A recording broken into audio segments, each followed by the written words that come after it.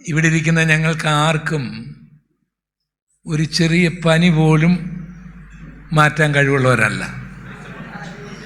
കാരണം ഞങ്ങൾക്ക് പനി വരാറുണ്ട്. എന്നാൽ ഇവിടെ വന്നിരിക്കുന്ന യേശുവിന് നിങ്ങളുടെ ഏത് രോഗത്തെയും സൗഖ്യമാക്കാൻ കഴിയും. ഞങ്ങൾക്ക് നിങ്ങളുടെ ആരുടെയും പാപം മോചിക്കാൻ കഴിയില്ല. മോചിക്കണമെങ്കിൽ ഞങ്ങൾ മോചിക്കാം, പക്ഷേ ഞങ്ങളുടെയും പോവുകയില്ല, അവരുടെയും പോവുകയില്ല. 50 രൂപ വെച്ച് പാപം മോചിക്കാൻ ഞങ്ങൾ എവിടെയെങ്കിലും ഇരുന്ന് നിങ്ങളെ വിളിച്ചിരുത്തി വേണമെങ്കിൽ മോചിച്ചിരിക്കുന്നതൊക്കെ പറയാം. നിങ്ങൾക്ക് വിശ്വാസം വരുന്ന രീതിയിൽ നല്ല ട്യൂണിലൊക്കെ ഞങ്ങൾക്ക് വേണമെങ്കിൽ പറയാൻ നോക്കും. പക്ഷെ പാപമൊന്നും മോചിക്കപ്പെടുകയില്ല. എന്നാൽ പാപം മോചിക്കുന്ന ഒരാൾ ഇന്ന് രാത്രിയിൽ ഇവിടെ വന്നിട്ടുണ്ട്. ശാപത്തിൻ്റെ കെട്ടുകളൊക്കെ ഞങ്ങൾ അഴിക്കുകയൊക്കെ ചെയ്യും, പക്ഷെ അഴിയാറില്ല, അഴിഞ്ഞിട്ടുമില്ല. എന്നാൽ ഏത് ശാപത്തിൻ്റെ കെട്ടും അഴിക്കാൻ കഴിവുള്ളൊരു കർത്താവ് ഇവിടെ വന്നിട്ടുണ്ട്. ഞങ്ങളെല്ലാവരെയും അനുഗ്രഹിക്കാറുണ്ട്. എല്ലാവർക്കും അനുഗ്രഹം കിട്ടണമെന്നൊന്നുമില്ല. പക്ഷെ എൻ്റെ കർത്താവ് അനുഗ്രഹിച്ചാൽ അത് അനുഗ്രഹമായിരിക്കും. ഞങ്ങൾ അനേകരുടെ തലയിൽ കൈവച്ച് പ്രാർത്ഥിക്കാറുണ്ട്. ചിലപ്പോൾ അത്ഭുതങ്ങൾ നടക്കാറുണ്ട്, ചിലപ്പോൾ അത്ഭുതങ്ങൾ നടക്കാറില്ല. എന്നാൽ യേശുവിനെ ആരെങ്കിലും തൊട്ടാൽ അവിടെ അത്ഭുതങ്ങൾ നടന്നിരിക്കും. ഹല്ലേലൂയ. ഞങ്ങളുടെ പ്രസംഗം കേട്ടോ അല്ലെങ്കിൽ ഞങ്ങളുടെ വാക്ക് കേട്ടോ ഒന്നും ആർക്കും രക്ഷിക്കപ്പെടാനും നോക്കുകയില്ല. അത് പരിശുദ്ധാത്മാവ് പ്രവർത്തിച്ചെങ്കിൽ മാത്രമേ ഒക്കുകയുള്ളൂ. എന്നാൽ പരിശുദ്ധാത്മാവ് പ്രവർത്തിച്ചാൽ പാപികൾ രക്ഷിക്കപ്പെടും, രോഗികൾ സൗഖ്യമാകും, ഭൂതങ്ങൾ വിട്ടുപോകും, ജീവിതങ്ങൾ അനുഗ്രഹിക്കപ്പെടും. അതിന് ഞാനും നിങ്ങളും ദൈവത്തിൻ്റെ അടുക്കലേക്ക് ചെല്ലണം. എല്ലാവരും കണ്ണുകളൊന്ന് അടച്ചൊരു നിമിഷം ഒന്ന് പ്രാർത്ഥിക്കാം. ഞങ്ങളുടെ നല്ല കർത്താവേ, എല്ലാവരും പ്രാർത്ഥിച്ചുകൊണ്ടിരുന്നാട്ടെ, വാ തുറന്ന് പ്രാർത്ഥിച്ചുകൊണ്ടിരുന്നാട്ടെ, കുറവുകൾ ഏറ്റുപറഞ്ഞ് പ്രാർത്ഥിച്ചുകൊണ്ടിരുന്നാട്ടെ. ഞങ്ങളുടെ നല്ല കർത്താവേ, ഞങ്ങൾ അങ്ങയുടെ സന്നിധിയിലേക്ക് വരികയാണ്. കർത്താവേ, ഞങ്ങളുടെ കുറവുകളും കുറ്റങ്ങളും എല്ലാം ഒന്ന് ക്ഷമിച്ച് ഇന്ന് പ്രിയ മകൻ പാടിയതുപോലെ അങ്ങേ ഞങ്ങളുടെ ശില്പിയായ ഞങ്ങളുടെ കർത്താവ്, ഞങ്ങളുടെ സൃഷ്ടിതാവായ ഞങ്ങളുടെ കർത്താവിനെ ഇന്നൊന്ന് കാണാനായിട്ട്, ഇന്നൊന്ന് അനുഭവിക്കുവാനായിട്ട്, ഇവിടെ നിന്ന് ഞങ്ങൾ കടന്നു പോകുമ്പോൾ കർത്താവിൻ്റെ ശബ്ദം കേട്ട് കടന്നു പോകാൻ, കർത്താവെ നിൻ്റെ സൗഖ്യം പ്രാപിച്ച് കടന്നു പോകാൻ, രോഗത്തിൽ മരുന്നുകൾ മാറി മാറി കഴിച്ചിട്ടും ഡോക്ടർമാരെ മാറി മാറി കണ്ടിട്ടും സൗഖ്യമാക്കാതെ രോഗത്തിൽ വന്നിരിക്കുന്ന ചിലരുണ്ട്. ഇന്നവർ പൂർണ്ണമായി ഒന്ന് സൗഖ്യമായി കടന്നു പോകാൻ കർത്താവേ, നിന്നെ അറിഞ്ഞവരാണെങ്കിലും രാത്രിയിൽ ഉറങ്ങാൻ കഴിയാതെ ഭയമുള്ളവരായി ദുർസ്വപ്നങ്ങൾ കണ്ട് ഞെട്ടി വിറയ്ക്കുന്ന ചിലർ ഇന്നിവിടെ വന്നിട്ടുണ്ട്. അവർക്ക് ഇന്ന് രാത്രിയിൽ ഒരു വിടുതലുണ്ടായി ഉറക്കമുള്ളവരായി സമാധാനമുള്ളവരായി കഴിയുവാൻ എൻ്റെ കർത്താവ് ഒന്ന് ഇടയാക്കണമേ. ഈ മർത്യ ശരീരത്തിലെ പാപ സ്വഭാവങ്ങളിൽ നിന്ന് രക്ഷപ്പെടണമെന്ന് ആഗ്രഹമുണ്ടെങ്കിലും അത് സാധിക്കാതെ പാപത്തിലേക്ക് വലിക്കുന്ന ആ അന്ധകാരത്തിന്റെ ശക്തിയിൽ നിന്ന് ഒരു വിടുതൽ പ്രാപിച്ച് ഇന്ന് നിന്റെ ജനം ഇവിടെ നിന്ന് കടന്നു പോകുവാൻ ഇടയാക്കണമേ കർത്താവേ. പ്രവർത്തിച്ചിട്ടും പ്രസംഗിച്ചിട്ടും ഉപവസിച്ചിട്ടും ഫലം കാണാതെ വണ്ണം ദേശത്ത് വ്യാപരിക്കുന്ന അന്ധകാരത്തിന്റെ ശക്തികൾ, അതിൻ്റെ കെട്ടുകളൊന്ന് അഴിഞ്ഞിട്ട് ആത്മാക്കൾ കൂട്ടമായി വരുവാൻ, സ്നാനങ്ങൾ നടക്കുവാൻ, അഭിഷേകം നടക്കുവാൻ, നിന്റെ വേലയ്ക്ക് വേണ്ടി ജനങ്ങൾ ഇറങ്ങുവാൻ എൻ്റെ കർത്താവ് ഒന്ന് ഇടയാക്കണമേ. ഞങ്ങൾക്കിത് ചെയ്യുവാൻ കഴിയുകയില്ല, പക്ഷെ അങ്ങയ്ക്കിത് ചെയ്യാൻ കഴിയും. വിശ്വസിക്കേണ്ടവർ കരമടിച്ച് അഭിഷേകത്തോടെ അന്യഭാഷയോടെ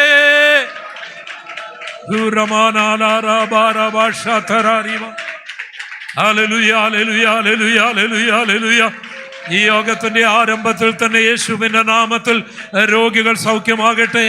യേശുവിന്റെ നാമത്തിൽ അന്ധകാരത്തിന്റെ കെട്ടുകൾ അഴിയട്ടെ. യേശുവിന്റെ നാമത്തിൽ ആ വിടുതൽ അവരുടെ ശരീരത്തിൽ മനസ്സിൽ അനുഭവമാകട്ടെ. കണ്ണിലത് അനുഭവമാകട്ടെ, ബ്രെയിനിൽ അത് അനുഭവമാകട്ടെ, നെർവ് സിസ്റ്റത്തിൽ അത് അനുഭവമാകട്ടെ, അസ്ഥികളിൽ അത് അനുഭവമാകട്ടെ. നിന്റെ ആത്മാവിന്റെ വ്യാപാരം വെള്ളത്തിന്റെ മീതെ പരിവർത്തിച്ചു കൊണ്ടിരുന്ന ദൈവാത്മാവിന്റെ പരിവർത്തനം ക്ഷീണിപ്പിക്കുന്ന, ആരാധിക്കണമെന്ന് ആഗ്രഹമുണ്ടെങ്കിലും ആരാധിക്കാൻ കഴിയാതെ, പ്രാർത്ഥിക്കണമെന്ന് ആഗ്രഹമുണ്ടെങ്കിലും പ്രാർത്ഥിക്കുവാൻ കഴിയാതെ വ്യാപരിക്കുന്ന അന്ധകാരത്തിന്റെ കെട്ടുകൾ അഴിഞ്ഞു മാറി പരിസരം മറന്ന് നിന്നെ ആരാധിപ്പാൻ, നിന്നെ സ്തുതിക്കുവാനുള്ള ബലം, ശക്തി, കൃപ കർത്താവേ ഈ രാത്രിയിൽ ഇവിടെ വ്യാപരിപ്പിക്കണമേ.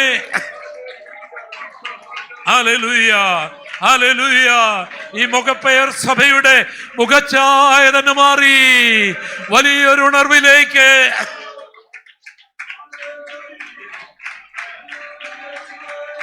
ഹല്ലേലൂയ, ഹല്ലേലൂയ, ഹല്ലേലൂയ. ഇവിടെ വന്നിരിക്കുന്ന ഓരോ മക്കളെയും നിന്റെ കരം തൊട്ട് അനുഗ്രഹിക്കണമേ കർത്താവേ. നിന്റെ വാക്ക് കേൾപ്പിച്ച് ആശ്വസിപ്പിക്കണമേ കർത്താവേ. നിന്റെ ദാസന്മാരെ ബലപ്പെടുത്തണമേ കർത്താവേ. ശക്തീകരിക്കണമേ കർത്താവേ, യേശുവിൻ നാമത്തിൽ തന്നെ. ദൈവത്തിൻ്റെ ധന്യമായ നാമം വാഴ്ത്തപ്പെടുമാറാകട്ടെ. ഒരു പാവപ്പെട്ട ഹൈന്ദവ ഭവനത്തിൽ ജനിച്ചു വളർന്ന എനിക്ക് ഈ അനുഗ്രഹിക്കപ്പെട്ട നിങ്ങളുടെ ഈ കൺവെൻഷനിൽ വന്ന് പ്രസംഗിക്കുവാനായിട്ട് എന്നെ ക്ഷണിച്ച ബഹുമാനപ്പെട്ട പാസ്റ്റർ ബി തോമസ് അവരുകളോട്, അദ്ദേഹത്തിൻ്റെ കുടുംബത്തോട്, കുഞ്ഞുങ്ങളോട്, കഴിഞ്ഞ ദിവസങ്ങളെല്ലാം ഒരു പിതാവിനെ പോലെ എന്നെ ശുശ്രൂഷിച്ച പ്രിയപ്പെട്ടവരോട് ഹൃദയാംഗമായി നന്ദി പറയുകയാണ്. സഭയിലുള്ള പ്രിയപ്പെട്ടവരുടെ പ്രാർത്ഥനയാണ് എന്തെങ്കിലും ഇവിടെ സംഭവിച്ചിട്ടുണ്ടെങ്കിൽ സംഭവിച്ചത്. എനിക്ക് തന്നെ ഒരു കുറ്റബോധമുണ്ടായി. കഴിഞ്ഞ ഒരു മാസം ആയിട്ട് ഈ കൺവെൻഷന് വേണ്ടി പ്രാർത്ഥിച്ചെങ്കിൽ എനിക്ക് എത്രമാത്രം പ്രാർത്ഥിക്കാൻ കഴിഞ്ഞുവെന്ന് ഞാൻ ചിന്തിച്ചു. സത്യത്തിൽ ഞാൻ അത്രയും പ്രാർത്ഥിച്ചിട്ടില്ല. നിങ്ങളെക്കാൾ കൂടുതൽ പ്രാർത്ഥിക്കേണ്ടതാണ് ഞാൻ പ്രാർത്ഥിച്ചിട്ടില്ല. അപ്പോൾ നിങ്ങൾ നിരന്തരമായി പ്രാർത്ഥിച്ചതിൻ്റെ അനുഗ്രഹങ്ങൾ ആണ് ഇവിടെ. കഴിഞ്ഞ ദിവസം വരെ ഉണ്ടായിരുന്ന നമ്മുടെ പാസ്റ്റർ ഷിബിൻ ഷാമുവൽ, അതേ പോയതെന്തോ ഒരു കുറവ് പോലെ തോന്നില്ലേ പക്ഷേ എത്ര അനുഗ്രഹിക്കപ്പെട്ട ശുശ്രൂഷയാണ് ചെറുപ്പക്കാരനെ കൊണ്ട് കർത്താവ് നമ്മുടെ മധ്യത്തിൽ ചെയ്യിച്ചത്. ഇനിയും അദ്ദേഹത്തെ ദൈവം അധികമായിട്ട് ഉപയോഗിക്കട്ടെ.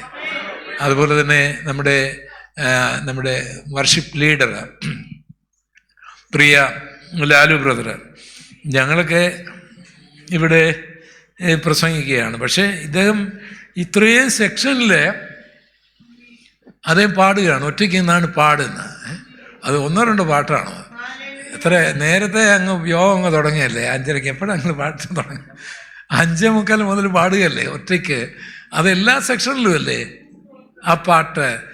അതൊരു കൃപയാണ്. ദൈവം ധാരാളമായിട്ട് അനുഗ്രഹിക്കട്ടെ. ഞങ്ങളൊക്കെ ഈ സ്റ്റേജിൽ ഇങ്ങനെ തിളങ്ങി നിൽക്കുന്നെങ്കിലും സ്വർഗത്തിൽ ചെല്ലുമ്പം ഞങ്ങൾക്ക് പണികളില്ല. ആരോട് പ്രസംഗിക്കാൻ? അവിടെ പ്രസംഗത്തിൻ്റെ പരിപാടിയില്ല. അപ്പം ഞങ്ങളൊക്കെ സ്വർഗത്തിൽ പ്രസംഗത്തിൻ്റെ വിഷയത്തിൽ ഔട്ടാണ്. കാരണം അവരുടെ ആരോടും പ്രസംഗിക്കാനില്ല. പിന്നെ അത്ഭുതങ്ങൾ, മിറക്കിൾസ്, അങ്ങനെയുള്ള ആൾക്കാർക്കും അവിടെ ഒരു ശുശ്രൂഷയൊന്നുമില്ല. അവിടെ ഭൂതത്തെ ഒന്നും പുറത്താക്കേണ്ട ഭൂതമൊന്നുമില്ല. അവിടെ രോഗിയെ ഒന്നും സൗഖ്യമാക്കേണ്ട രോഗിയും അല്ല. അപ്പോൾ ഈ മിറക്കിൾ വർക്കേഴ്സിനൊന്നും അവിടെ പണിയില്ല. പണിയില്ല ഉണ്ടോ? പാസ്റ്റർമാർക്കും അവിടെ ഒരു പാസ്റ്ററും ഇല്ല. അവിടെ ആരെ പാസ്റ്റർ ഭരിക്കാനാ? അവിടെ പാസ്റ്റർമാരില്ല. പാസ്റ്റർമാരുണ്ട്, അവിടെ ചെന്നാൽ പാസ്റ്ററായിട്ടില്ല. പാസ്റ്റർ സ്ഥാനം അപ്പോസ്റ്റലിനൊന്നും അവിടെ ഇല്ല. അവിടെ അപ്പോസ്റ്റലിൻ്റെ പണിയൊന്നും ഇല്ലല്ലോ, ഓഫീസൊന്നുമില്ല. അതെല്ലാം അടച്ചുപൂട്ടി ഇവിടെ. എന്ന പാട്ടുകാരെ അവിടെ ശുശ്രൂഷ ചെയ്തുകൊണ്ടേയിരിക്കും. കേട്ടോ മോനെ, മനസ്സിലായോ? അപ്പോൾ ഏറ്റവും വലിയ ശുശ്രൂഷയാണ് ഏറ്റവും വലിയ ശുശ്രൂഷ. അപ്പം ദൈവം ആദ്യം സൃഷ്ടിച്ചപ്പോൾ പ്രാസംഗികനെയല്ല സൃഷ്ടിച്ചത്, പാട്ടുകാരനെയാ. അതുകൊണ്ട് ഒത്തിരി സൂക്ഷിക്കുകയും ചെയ്യണം. കർത്താവ് നിങ്ങളെ അനുഗ്രഹിക്കട്ടെ. പ്രിയ ലാലു ബ്രദറിനെ ദൈവം ശക്തമായിട്ട് ഉപയോഗിക്കട്ടെ. ഇവിടെ ഇൻസ്ട്രുമെൻ്റ് ഉപയോഗിച്ച കുഞ്ഞുങ്ങൾ എല്ലാം ദൈവം ധാരാളമായിട്ട് അനുഗ്രഹിക്കട്ടെ. നിങ്ങളുടെ ദൈവത്തിൻ്റെ അഭിഷിക്തന്മാർ, നിങ്ങളുടെയൊക്കെ പ്രാർത്ഥന എനിക്ക് വളരെ അനിവാര്യമാണ്. നിങ്ങൾ പ്രാർത്ഥിക്കുന്നുണ്ടെന്ന് എനിക്കറിയാം. നിങ്ങൾ പ്രാർത്ഥിക്കണം. ഇന്ന് ഒരു കാര്യം കൂടെ, ഈ കർത്താവിൻ്റെ വരവിനെക്കുറിച്ചൊക്കെ കേൾക്കാൻ നിങ്ങൾക്ക് ആഗ്രഹമുണ്ടെന്ന് എനിക്കറിയാം. എന്നാൽ ഞാൻ ഹാർവസ്റ്റ് TV ഹാർവസ്റ്റ് കേരള ഇവിടെ കിട്ടും അത് ഹാർവസ്റ്റ് കേരളയിൽ ഇപ്പോഴേ കർത്താവിൻ്റെ വരവിനെക്കുറിച്ചാണ് പ്രസംഗിച്ചുകൊണ്ടിരിക്കുന്നത്. അപ്പോൾ എല്ലാ ദിവസവും ഉച്ചയ്ക്ക് 1:30 എൻ്റെ പ്രോഗ്രാമുണ്ട്. തിങ്കളാഴ്ച മുതൽ ശനിയാഴ്ച വരെ ഉണ്ട്. എല്ലാം കർത്താവിൻ്റെ വരവിനെ കുറിച്ചാണ്. ഈ ഒരു 50 പ്രസംഗങ്ങൾ 60 പ്രസംഗങ്ങൾ കർത്താവിൻ്റെ വരവിനെക്കുറിച്ച് മാത്രമുള്ള ക്ലാസ് ഇപ്പോഴേ കുറച്ച് എപ്പിസോഡ് കഴിഞ്ഞു ഉണ്ട്. അപ്പം നിങ്ങൾക്ക് കർത്താവിൻ്റെ വരവിനെക്കുറിച്ച് പഠിക്കാൻ ആഗ്രഹമുണ്ടെങ്കിൽ അത് സാറ്റലൈറ്റ് TV ആണ്, അതുകൊണ്ട് നിങ്ങൾക്ക് ഇവിടെ കിട്ടും, അല്ലെങ്കിൽ തന്നെ ഓൺലൈനായിട്ടുമൊക്കെ കിട്ടണം. അപ്പോൾ അത് ഇടയ്ക്കൊന്ന് വാച്ച് ചെയ്യാനായിട്ട് നോക്കണം. കർത്താവിൻ്റെ വരവിനെക്കുറിച്ച് പഠിക്കണം. സ്വർഗീയ ശില്പിയെ നമുക്കൊന്ന് കാണണം, അതിനുവേണ്ടിയൊക്കെ ഒന്ന് പഠിക്കണം. അതിന് നിങ്ങൾ അവസരം കണ്ടെത്തണം എന്നുള്ള കാര്യം കൂടി ഓർപ്പിക്കുകയാണ്. ദൈവം അനുഗ്രഹിക്കട്ടെ. നമുക്ക് ബൈബിളിലേക്ക് വേഗം നമ്മുടെ ശ്രദ്ധയെ തിരിക്കാം. ബൈബിളിലെ അവസാനത്തെ പുസ്തകം, അവസാനത്തെ അധ്യായം, അവസാനത്തെ വാക്യം. ബൈബിളിലെ അവസാനത്തെ പുസ്തകം, അവസാനത്തെ അധ്യായം, അവസാനത്തെ വാക്യം ഞാൻ വായിക്കാം. നമ്മളെല്ലാവരും എടുത്തിട്ട് ഒന്നിച്ച് വായിക്കണം. പിന്നെ ഞാൻ ചില വാക്യങ്ങൾ ഇവിടെ കൊടുത്തിട്ടുണ്ട്, അവരത് വായിക്കും. അപ്പോൾ എല്ലാവരും എടുത്തു പോകും. അപ്പോൾ ഇത് പ്രയാസമില്ലാത്തൊരു കാര്യമാണ്. ഇടയ്ക്കൊന്നും തപ്പണ്ട, ബൈബിൾ നേരെ മറിക്കുക, അവസാനത്തോട്ട് പോവുക. അവസാനത്തെ അധ്യായം, അവസാനത്തെ പേജ്. അപ്പോൾ നിങ്ങൾക്ക് യാതൊരു ഡൗട്ടും വരികയില്ല. അതിൻ്റെ 20-21 വാക്യങ്ങളാണ് അവസാനത്തെ വാക്യം 22-ാം അധ്യായത്തിൻ്റെ. അപ്പോൾ നമുക്ക് എല്ലാവർക്കും ചേർന്നൊന്ന് വായിക്കാം. ഇത് സാക്ഷീകരിക്കുന്നവൻ, അതെ ഞാൻ വേഗം വരുന്നു. അടുത്ത്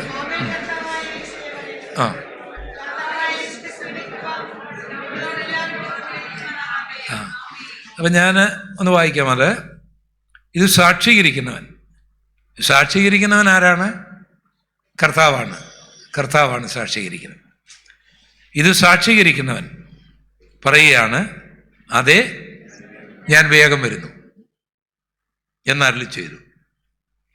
സഭയുടെ റെസ്പോണ്ടാണ് ഇവിടെ കാണുന്നത്. കർത്താവായ യേശു ക്രിസ്തുവിൻ്റെ കൃപ നിങ്ങളെല്ലാവരോടും കൂടെ ഇരിക്കുമാറാകട്ടെ. ആമേൻ. ഈ അപ്പോക്കാലിപ്സ് അല്ലെങ്കിൽ വെളിപ്പാട് പുസ്തകം വേദപുസ്തകത്തിൻ്റെ മേൽക്കൂരയാണ്. ഉൽപ്പത്തി പുസ്തകം മുതൽ അങ്ങ് യൂദായുടെ ലേഖനം വരെയുള്ള 65 പുസ്തകങ്ങളിലും രേഖപ്പെടുത്തിയിരിക്കുന്നതിൻ്റെ ദൃശ്യാവിഷ്കരണമാണ് വെളിപ്പാട് പുസ്തകം. നമ്മുടെ ഭാവിയെക്കുറിച്ചുള്ള പ്രതീക്ഷകൾ, ഭാവിയെക്കുറിച്ച് ആൾക്കാർക്ക് ആശങ്കകളാണ്. അപ്പം ശാസ്ത്രം വളരെ പുരോഗമിച്ചിരിക്കുന്ന ഒരു കാലഘട്ടത്തിലാണ് നമ്മൾ ജീവിക്കുന്നത്. പക്ഷെ അതുകൊണ്ട് തന്നെ ഏറ്റവും അധികം ഭയമുള്ളൊരു കാലഘട്ടമാണിത്. ഇപ്പം ശാസ്ത്രീയ ചിന്തയിൽ, പ്രത്യേകിച്ച് ഈ അടുത്ത കാലത്ത് കഴിഞ്ഞ വർഷമൊക്കെ മരിച്ചുപോയ സ്റ്റീഫൻ ഹോക്കിംഗ്, ആൽബർട്ട് ഐൻസ്റ്റീൻ്റെയൊക്കെ ബ്രെയിനുള്ള ആളാണെന്നൊക്കെയാണ് ശാസ്ത്രജ്ഞന്മാർ അദ്ദേഹത്തെക്കുറിച്ച് പറയുന്നത്. അപ്പോൾ അദ്ദേഹത്തിൻ്റെ ലേഖനങ്ങളെല്ലാം സയൻസ് മാഗസിനിൽ വരുമ്പോഴേ ഇങ്ങനെ ഈ അല്പം സയൻസ് ഇഷ്ടമുള്ളവരെല്ലാം നോക്കിയിരിക്കും. സ്റ്റീഫൻ ഹോക്കിങ്ങിൻ്റെ വീടുകൾ വലിയ വലിയ വിദ്യാർത്ഥികൾ പഠിക്കും. അപ്പം അദ്ദേഹം മരിക്കുന്നതിന് മുമ്പേ ഒരു കാര്യം പറഞ്ഞത്, ഈ ഭൂഗോളമല്ലല്ലോ, കോടാനുകോടി ഗോളമുണ്ട്. ഈ ഭൂഗോളത്തിൽ ഇത്രയും ആൾക്കാരുണ്ടെങ്കിൽ അന്യഗ്രഹ ജീവികളും ഉണ്ടാവാം. അവയൊരു പക്ഷേ നമ്മളെക്കാൾ കരുത്തുള്ളവരാകാം. അവരിവിടെ വന്ന് നമ്മളെ എല്ലാം കൊല്ലാൻ സാധ്യതയുണ്ട്. അതുകൊണ്ട് ദിനോസറുകൾക്ക് പറ്റിയതുപോലെ നമുക്ക് പറ്റാതിരിക്കാൻ കുറേ ആൾക്കാരെ എങ്കിലും ഈ ഭൂമിയിൽ നിന്ന് മറ്റെവിടെങ്കിലും മാറ്റി പാർപ്പിക്കണം എന്ന് പറഞ്ഞാണ് അദ്ദേഹം മരിച്ചത്. ശാസ്ത്രജ്ഞൻ്റെ നിരാശ. അപ്പോൾ നമ്മുടെ ഇന്ത്യയെ സംബന്ധിച്ചിടത്തോളം പശ്ചിമഘട്ടത്തോടുള്ള ബന്ധത്തിൽ കാർഗിൽ ഒരു ചിന്തകളുണ്ടല്ലോ, അദ്ദേഹം കൊണ്ടുവച്ചിരിക്കുന്ന, നമ്മുടെ ഗവൺമെൻറ്റിന് കൊണ്ടുവച്ചിരിക്കുന്ന. അപ്പോൾ പശ്ചിമഘട്ടത്തിൻ്റെ തകർച്ച മുഖാന്തരം കേരളം ഉൾപ്പെടെ ഭയങ്കരമായ പ്രശ്നങ്ങളുണ്ടാകും. വയനാട്ടിൽ സംഭവിച്ചിരിക്കുകയാണ്. അപ്പം കാർഗിൽ അത് ആവർത്തിച്ച് പറഞ്ഞിരിക്കുകയാണ്. അപ്പോൾ അദ്ദേഹം വലിയൊരു സയൻറ്റിസ്റ്റാണ്, പ്രകൃതിശാസ്ത്രജ്ഞനാണ്. അപ്പോൾ അദ്ദേഹം നമുക്കൊരു ആശങ്കയാണ് നൽകുന്നത്, ഇല്ലേ? ഇനി ഞങ്ങളുടെ ഹൈറേഞ്ചിലേക്കൊക്കെ പോയാൽ മുല്ലപ്പെരിയാറിൻ്റെ പ്രശ്നമാണ്. തമിഴ്നാട്ടുകാർ സമ്മതിക്കുന്നില്ല. ഇവിടുത്തെ 5 ജില്ലകൾ കൃഷി നടക്കണമെങ്കിൽ അവിടുത്തെ വെള്ളം വേണം. പക്ഷെ അത് പൊട്ടിക്കഴിഞ്ഞാൽ 40 ലക്ഷം പേര് പിന്നെ ഭൂമിയിലില്ല. അപ്പം നമുക്ക് ആശങ്കയാണ് ആൾക്കാരെ തരുന്നത്. ഇനി കുറേ കൂടെ വലിയ ശാസ്ത്രജ്ഞന്മാരെല്ലാം അന്റാർട്ടിക്കയിലും മഞ്ഞുരുകുന്ന കണ്ടപ്പോൾ, ടോപ്പോസ്ഫിയറിന് താഴെ കാർബൺ ഡൈ ഓക്സൈഡിൻ്റെ അനുപാതം വർദ്ധിക്കുന്ന കണ്ടപ്പോൾ ആഗോളതാപനത്തെക്കുറിച്ച് പഠിച്ചിട്ട് നമുക്കിനി അധികം നാൾ ഇവിടെ ജീവിക്കാനൊക്കെയില്ലെന്നാണ് പറയുന്നത്. നീ ജ്യോതിശാസ്ത്രജ്ഞന്മാര്, ആസ്ട്രോണമിസ്റ്റ് നമ്മളെപ്പോലൊന്നുമല്ല, അവർ സൂര്യനെയും ചന്ദ്രനെ കുറിച്ചൊക്കെ പഠിക്കുകയാണ്. അപ്പൊ സൂര്യന് പ്രകാശിക്കുന്നതിന് അവിടുത്തെ ഇന്ധനം ഹൈഡ്രജനാണ്. പെർ സെക്കൻഡിൽ 40 ലക്ഷം ടണ്ണോളം ഹൈഡ്രജൻ വേണം സൂര്യനൊന്ന് ഒരു സെക്കൻഡിലൊന്ന് കത്തി നിൽക്കാനായിട്ട്. പക്ഷെ അത്ര അവിടെ ഉൽപ്പാദിപ്പിക്കപ്പെടുന്നില്ല. അപ്പൊ സൂര്യൻ ചുരുങ്ങിക്കൊണ്ടിരിക്കുകയാണ്. ഒരു വർഷത്തിൽ 2 ആർക്ക് സെക്കൻഡ് വീതം. അപ്പം അങ്ങനെ ചുരുങ്ങിക്കഴിഞ്ഞാൽ സൂര്യനില്ലെങ്കിൽ പിന്നെ നമുക്ക് നിൽക്കാനൊക്കുമോ? അപ്പം ശാസ്ത്രജ്ഞന്മാർക്കൊന്നും ഒരു പ്രതീക്ഷ നമുക്ക് നൽകാതെ ഭയം തരുമ്പോൾ വെളിപ്പാട് പുസ്തകം പറയുകയാണ്, പേടിക്കണ്ട, പേടിക്കണ്ട, പുതിയ ആകാശം ഞാൻ ഉണ്ടാക്കിക്കൊള്ളാം, പുതിയ ഭൂമിയെ ഞാൻ ഉണ്ടാക്കിക്കൊള്ളാം, നീ നശിക്കാതെ വണ്ണം ഞാൻ സൂക്ഷിച്ചു കൊള്ളാം, മരണമില്ലാത്തൊരു നല്ല കാലം ഞാൻ തന്നുകൊള്ളാം. കരമടിച്ചൊന്ന് ദൈവത്തെ സ്തുതിച്ചാട്ടെ. ഹല്ലേലൂയ. ലോകത്തിലെ ബുദ്ധിരാക്ഷസന്മാർക്ക് സമാധാനത്തിന്റെ ചിന്തകൾ നമുക്ക് നൽകുവാൻ കഴിയാതിരിക്കുമ്പോൾ വെളിപ്പാട് പുസ്തകം നമുക്ക് നൽകുന്നത് പ്രതീക്ഷയുടെ വാക്കുകളാണ്. അത് മാത്രമല്ല, ശാസ്ത്രലോകം പറയുന്ന കാര്യങ്ങൾക്ക് മുൻപ് തന്നെ ഭരണതലത്തിൽ പ്രകൃതിയിൽ എന്തെല്ലാം സംഭവിക്കുമെന്ന് വെളിപ്പാട് പുസ്തകത്തിൽ വളരെ അക്കമിട്ട് എഴുതിയിട്ടുണ്ട്. വളരെ അക്കമിട്ട്. ശാസ്ത്രം എത്ര പുരോഗമിച്ചാലും വെളിപ്പാട് പുസ്തകത്തിൻ്റെ മുൻപിൽ നിൽക്കാനൊക്കെയല്ല. ഉദാഹരണമായിട്ട് വെളിപ്പാട് പുസ്തകത്തിൽ സംസാരിക്കുന്ന പ്രതിമയെക്കുറിച്ച് എഴുതിയിട്ടുണ്ട്. ഒരു 50 വർഷം മുമ്പ് അത് വായിച്ചാൽ വല്ലതും മനസ്സിലാകുമോ? ഇന്ന് സംസാരിക്കുന്ന പ്രതിമയല്ലേ. നമ്മുടെ ഇന്ത്യയുടെ നാണയം ഉണ്ടാക്കുന്ന റോബോട്ടിനെ ഞാൻ കണ്ടിട്ടുണ്ട് വർക്ക് ചെയ്യുന്ന. കാർ ഫാക്ടറിയിൽ ജോലി ചെയ്യുന്ന റോബോട്ടുകളെ ഞാൻ കണ്ടിട്ടുണ്ട്.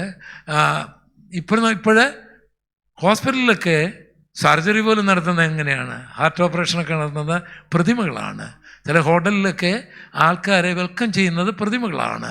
അവിടെ പിയാനോ വായിക്കുന്നത് പ്രതിമകളാണ്, സംസാരിക്കുന്ന പ്രതിമകളാണ്. ഇപ്പോൾ അതിനേക്കാൾ കുറെ കൂടെ വന്നിട്ട് AI വന്നു കഴിഞ്ഞപ്പോൾ സംഗതി കുറെ കൂടെ മാറിയില്ലേ? അത് വെളിപ്പാട് പുസ്തകത്തെ 2000 വർഷം മുമ്പ് എഴുതി വെച്ചിരിക്കുന്നതാണ് 13-ാം അധ്യായത്തിൽ. അതുപോലെ തന്നെ എല്ലാം നമ്പറിൽ നിയന്ത്രിക്കപ്പെടും. എല്ലാം നമ്പറിൽ കമ്പ്യൂട്ടറോ അതിൻ്റെ പരിപാടികളോ അതിൻ്റെ ചിന്തകളോ ഒന്നും മനസ്സിൽ വരാതിരിക്കുന്ന കാലത്ത്, നമ്പറിലെല്ലാം ക്രമീകരിക്കപ്പെടാമെന്നുള്ള ഒരു ചിന്തയും ഇല്ലാതിരുന്ന കാലത്ത് എല്ലാം നമ്പറിൽ 666 എന്നുള്ള നമ്പർ കൊണ്ട് എല്ലാം നിയന്ത്രിക്കപ്പെടും എന്നുള്ള ചിന്തയും. നല്ല നമ്പറല്ലേ അല്ലേ? നമ്മുടെ പാസ്പോർട്ടിൻ്റെ നമ്പരല്ലേ? നമ്മുടെ ID കാർഡ് എല്ലാം നമ്പറല്ലേ? നമ്മുടെ വീടിൻ്റെ നമ്പറല്ലേ? ഇല്ലേ? എല്ലാത്തിനും നമ്പറല്ലേ? നമ്പർ കൊണ്ടല്ലേ എല്ലാ കാര്യങ്ങളും. അപ്പോൾ 606 എന്നുള്ള ആ നമ്പർ ഇപ്പോഴങ്ങോട്ട് ചാലുവാക്കുന്നതിന് വല്ല ബുദ്ധിമുട്ടുണ്ടോ? ഇപ്പം നമ്മുടെ കോഡ് തന്നെ 666 കഴിഞ്ഞ് ഇപ്പോഴുള്ള കോഡും കൂടെ ചേർത്ത് കഴിഞ്ഞാൽ വലിയ മാറ്റം വരുത്തേണ്ട കാര്യമുണ്ടോ? എല്ലാറ്റിലും ഇതില്ലാതെ ഇത് ഓപ്പണാക്കാൻ മേല. ആ നിലയിൽ ഇന്ന് നമ്മൾ പോകുമ്പോൾ ഇത് നേരത്തെ ബൈബിളിൽ എഴുതിയിരിക്കുന്ന കാര്യമാണ്. 2000 വർഷം മുൻപേ വെളിപ്പാട് പുസ്തകം 13 എഴുതിയിട്ടുണ്ട്. ഇതിനെ ഇങ്ങനെ വിശദീകരിച്ച് നിൽക്കാൻ ഞാൻ ആഗ്രഹിക്കുന്നില്ല, കാരണം എനിക്ക് വേറെ ഒരു മെസ്സേജ് എൻ്റെ കയ്യിൽ ദൈവം ഏൽപ്പിച്ചിട്ടുണ്ട്. ഞാൻ പറഞ്ഞതിൻ്റെ കാര്യം, ശാസ്ത്രത്തിൻ്റെ എല്ലാ പുരോഗമനങ്ങൾ അല്ലെങ്കിൽ രാഷ്ട്രീയപരമായ കാര്യങ്ങൾ, അതിൻ്റെ ഗതിവിഗതികൾ എല്ലാം ഈ വെളിപ്പാട് പുസ്തകത്തിൽ എഴുതിയിട്ടുണ്ട്. അതുകൊണ്ട് അത് നിങ്ങൾ ഒന്ന് പഠിക്കണം, പ്രാർത്ഥിച്ച് പഠിക്കണം. ദൈവമായ കർത്താവ് അതിൻ്റെ വെളിപ്പാടുകൾ നൽകും. ഈ പലരും ഇത് വായിക്കുമ്പോൾ തന്നെ തെറ്റിച്ചാണ് വായിക്കുന്നത്. വെളിപ്പാട് പുസ്തകം എന്നാണ് പലരും പറയുന്നത്. അതൊരു വെളിവുകേടാണ്. വെളിപ്പാടല്ല, വെളിപ്പാടാണ്. സ്തോത്രം. പിന്നെ ഇത് വായിച്ചാൽ തലവേദന വരും, അതും ഇത് വരും എന്നൊക്കെ സാത്താൻ ആരോടൊക്കെ പറഞ്ഞിട്ടുണ്ട്. അത് വെറുതെയാണ്, തലവേദന പൊക്കോളും. ഒന്ന് സ്തോത്രം ചെയ്താട്ടെ.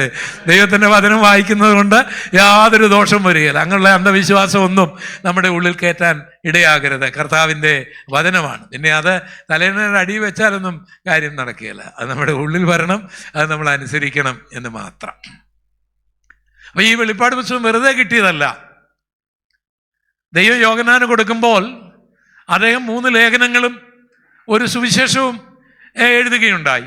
പക്ഷേ വെളിപ്പാട് പുസ്തകം അദ്ദേഹത്തിന് കിട്ടിയത് പത്മോസിൽ വെച്ചാണ്.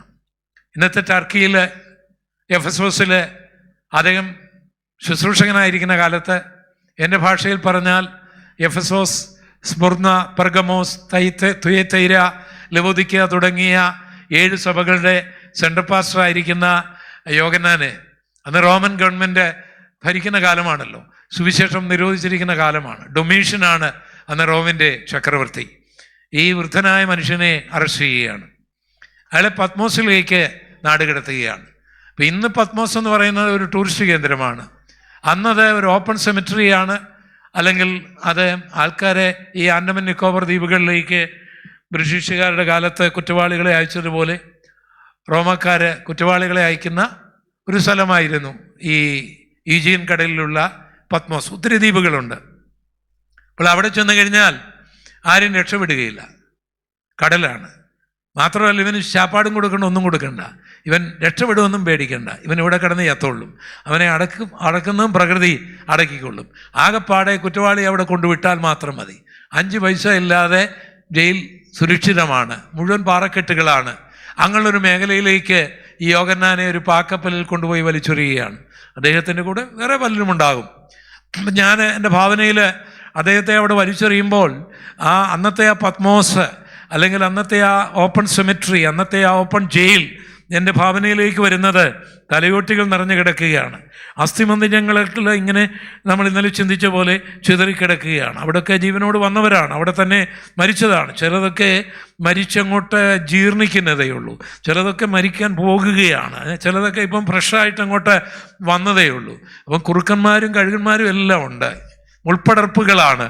അങ്ങനെ ഒരു സ്ഥലത്തേക്കാണ് ഈ വൃദ്ധനായ മനുഷ്യൻ. ഇപ്പം യോഹന്നാനൻ്റെ ഭാവനയിൽ വലിയ വണ്ണമൊന്നുമില്ലാത്ത വെളുത്ത തലമുടിയൊക്കെ ഉള്ള ഒരു സ്കെൽട്ടനായ സ്നേഹത്തിൻ്റെ ദൂതുകൾ പറയുന്ന, എപ്പോഴും ഈ മോനെ പോലെ ചെറുതായിട്ട് പുഞ്ചിരിക്കുന്ന ഒരു അപ്പച്ചന്, ഈ അപ്പച്ചനെയാണ് അവിടേക്ക് വലിച്ചെറിയുന്നത്.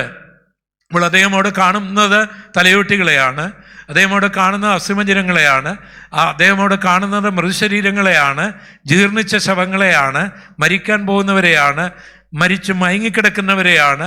അതെല്ലാം കൊത്തിവലിക്കുന്ന കഴുകന്മാരെയും കുറുക്കന്മാരെയുമാണ് അദ്ദേഹം കാണുന്നത്. അവരുടെ ഇടയിലേക്കാണ് ഇദ്ദേഹത്തെ വലിച്ചെറിയുന്നത്. അപ്പോൾ അദ്ദേഹത്തിൻ്റെ ഭാവനയിൽ താനിങ്ങനെ ഒരുപക്ഷെ ഓർത്തുകയാണ്, എൻ്റെ ദൈവമേ, ഈ വാർദ്ധക്യ വേളയിലാണല്ലോ ആരെങ്കിലുമൊക്കെ ഒന്ന് ശുശ്രൂഷിക്കുകയൊക്കെ വേണ്ടത്. അപ്പോൾ സീനിയോറിറ്റി ആയിക്കഴിയുമ്പം പിന്നെ ശുശ്രൂഷിക്കാനൊക്കെ ആളുണ്ടാവുമല്ലോ, ഇല്ലേ? അന്നേരമല്ല വേണ്ടത്. പക്ഷേ ഇദ്ദേഹത്തിൻ്റെ ഈ വാർദ്ധക്യ വേളയിൽ അദ്ദേഹത്തെ അവിടേക്ക് വലിച്ചെറിഞ്ഞിരിക്കുകയാണ്. വെള്ളം കൊടുക്കാൻ ആരുമില്ല, നോക്കാൻ ആരുമില്ല, ഉള്ളതെല്ലാം ഈ കുറുക്കന്മാരും കഴുകന്മാരും പിന്നെ ഈ തലയോട്ടികളും ഒക്കെ മാത്രമേ ഉള്ളൂ, മുൾപ്പടർപ്പുകളും. ആകെപ്പാടെ ഉള്ളത് ഈജിയൻ കടലിലെ ആ കുളിർക്കാറ്റും അവിടെ നിന്ന് ഉയരുന്ന ആ തിരമാലകളും അത് ആ കരിമ്പാറക്കൂട്ടങ്ങളിലൊന്ന് തട്ടി മുത്തുകൾ പോലെ ചിതറുന്നതുമായ രംഗമല്ലാതെ ആകർഷണീയമായതൊന്നും അവിടെ ഇല്ല.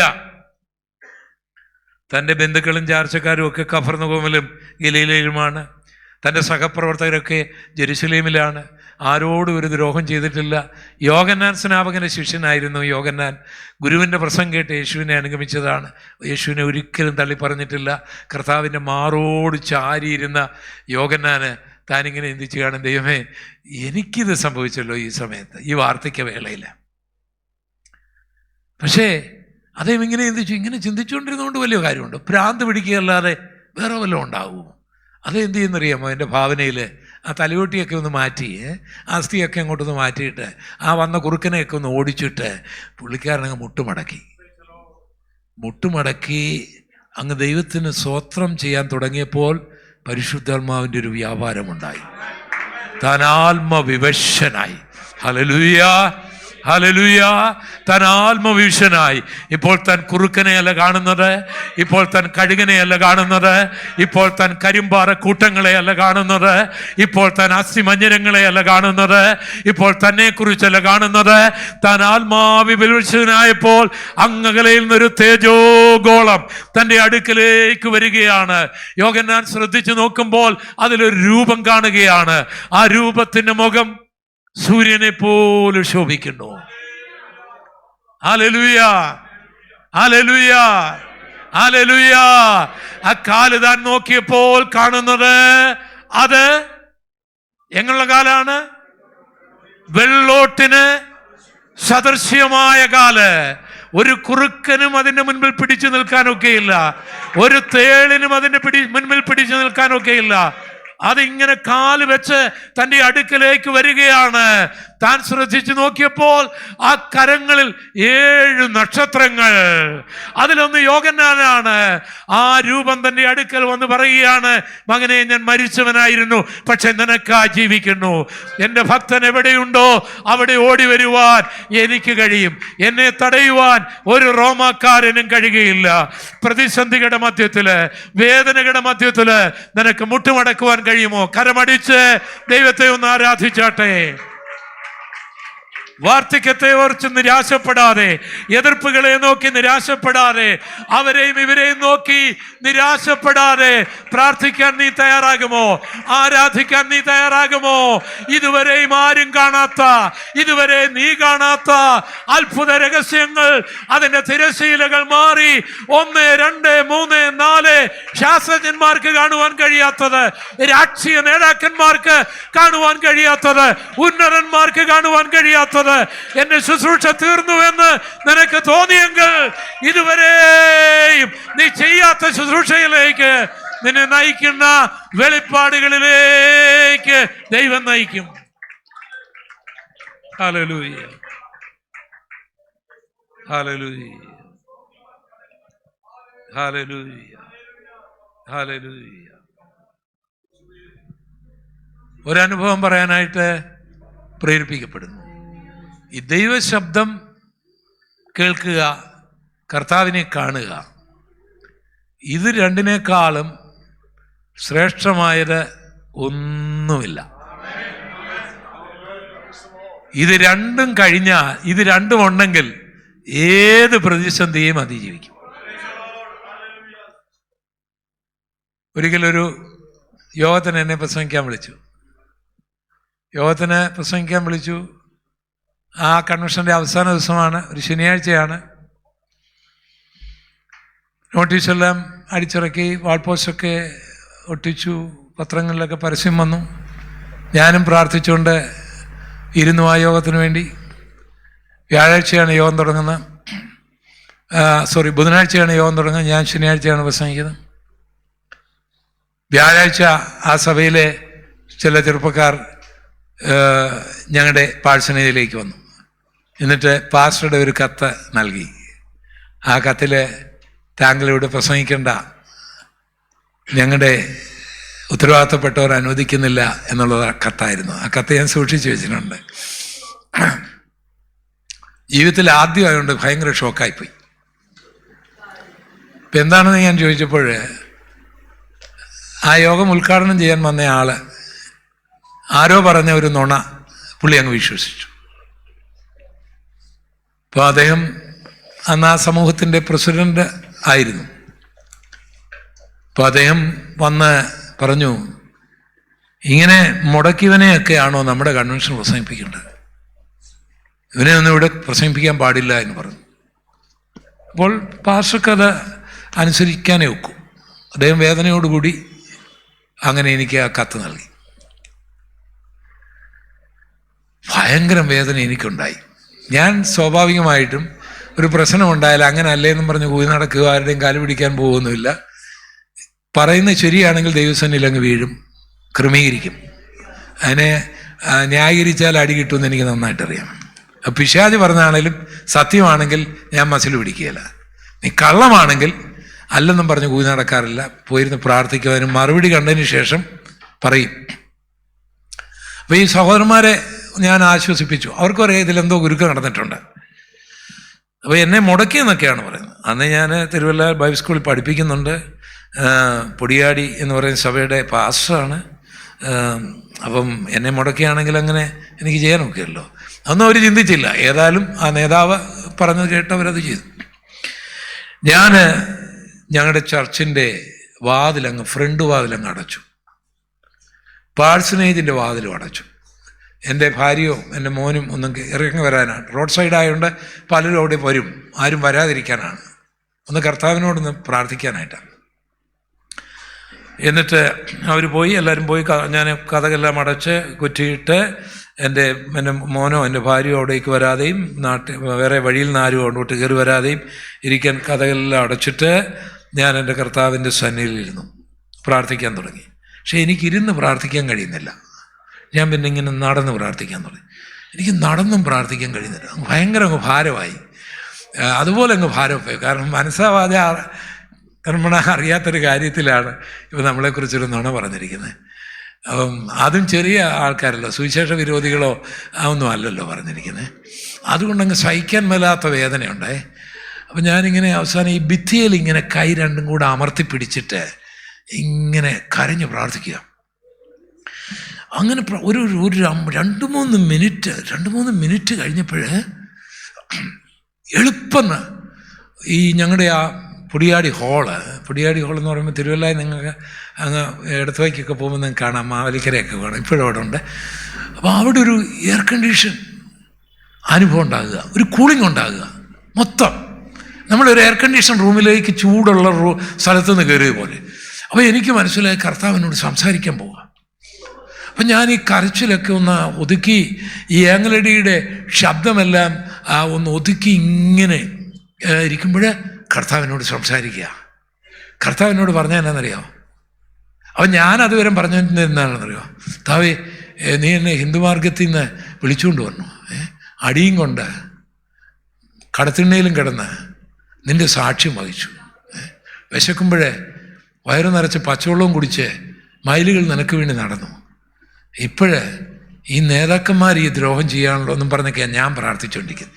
എൻ്റെ പരാതി, ഇവരോടെല്ലാം പരാതികളും നമ്മുടെ ത്യാഗത്തെക്കുറിച്ചുമൊക്കെ കർത്താവിനെ ഇങ്ങനെ പഠിപ്പിച്ചുകൊണ്ടിരിക്കുകയാണ്. അങ്ങനെ നമ്മുടെ വേദന വരുമ്പോൾ നമ്മൾ അങ്ങനെയാണല്ലോ ചെയ്യുന്നില്ലേ, പരാതികളാണ് മുഴുവനെ. അതൊക്കെ പറഞ്ഞുകൊണ്ടാണ് ഈ കരഞ്ഞുകൊണ്ടിരിക്കുന്നത്. അപ്പം കർത്താവിനോട് സംസാരിക്കാൻ തുടങ്ങി. കർത്താവിനോട് സംസാരിച്ച എന്നാന്നറിയോ? മോനെ, നിന്നെ ഞാനല്ലേ വിളിച്ച? ആ ശബ്ദം കേട്ടപ്പോഴേ ഭാരം പോയി. എന്നിട്ട് കർത്താവ് പറയുകയാണ്, നീ ഭയപ്പെടുന്നവർക്കൊക്കെ എത്ര സ്ഥലത്ത് നിന്നെ ഒതുക്കാൻ കഴിയും? അവർ മനുഷ്യരല്ലേ, അവർക്ക് പരിമിതിയില്ലേ? എനിക്ക് നിന്നെ ഭൂമിയുടെ അറ്റം വരെയും വിട്ട് എൻ്റെ സാക്ഷ്യം വഹിക്കാൻ കഴിയല്ലേ? ഇത് പറയുമ്പോൾ എനിക്ക് പാസ്പോർട്ട് പോലും ഇല്ല. ഭൂമിയുടെ അറ്റം എന്ന് പറയുന്നത് നമുക്കറിയത്തില്ല, ഒന്നും അറിയത്തില്ല.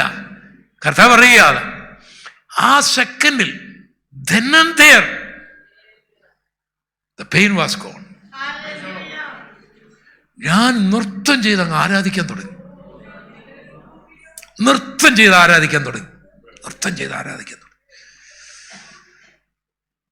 അങ്ങനെ ആരാധിച്ചു കൊണ്ടിരിക്കുമ്പോൾ സഭാഹോളിലൊരു വാതിക്കലൊരു മുട്ടൽ കേൾക്കാം. അപ്പം ഞാൻ പോയി കഥകളെല്ലാം തുറന്നു, ഒന്ന് മുഖമൊക്കെ കഴുകി, ഒന്നുകൂടെ കഴുകി കഥ തുറന്നപ്പോൾ 2 ചെറുപ്പക്കാർ അവിടെ നിൽക്കുകയാണ്. 2 ചെറുപ്പക്കാർ. ആ ചെറുപ്പക്കാർ വന്നിട്ട് എന്നോട് പറഞ്ഞു, പാസ്റ്ററെ, ഞങ്ങളിവിടെ അടുത്ത എബനേസർ മർത്തോമ പള്ളിയിലെ ആൾക്കാരാണ്. പാസ്റ്ററെ കുറിച്ച് കേട്ടു, ഞങ്ങളുടെ ഒരു കൂട്ടായ്മ വന്ന് പ്രസംഗിക്കാമെന്ന് ചോദിച്ചു.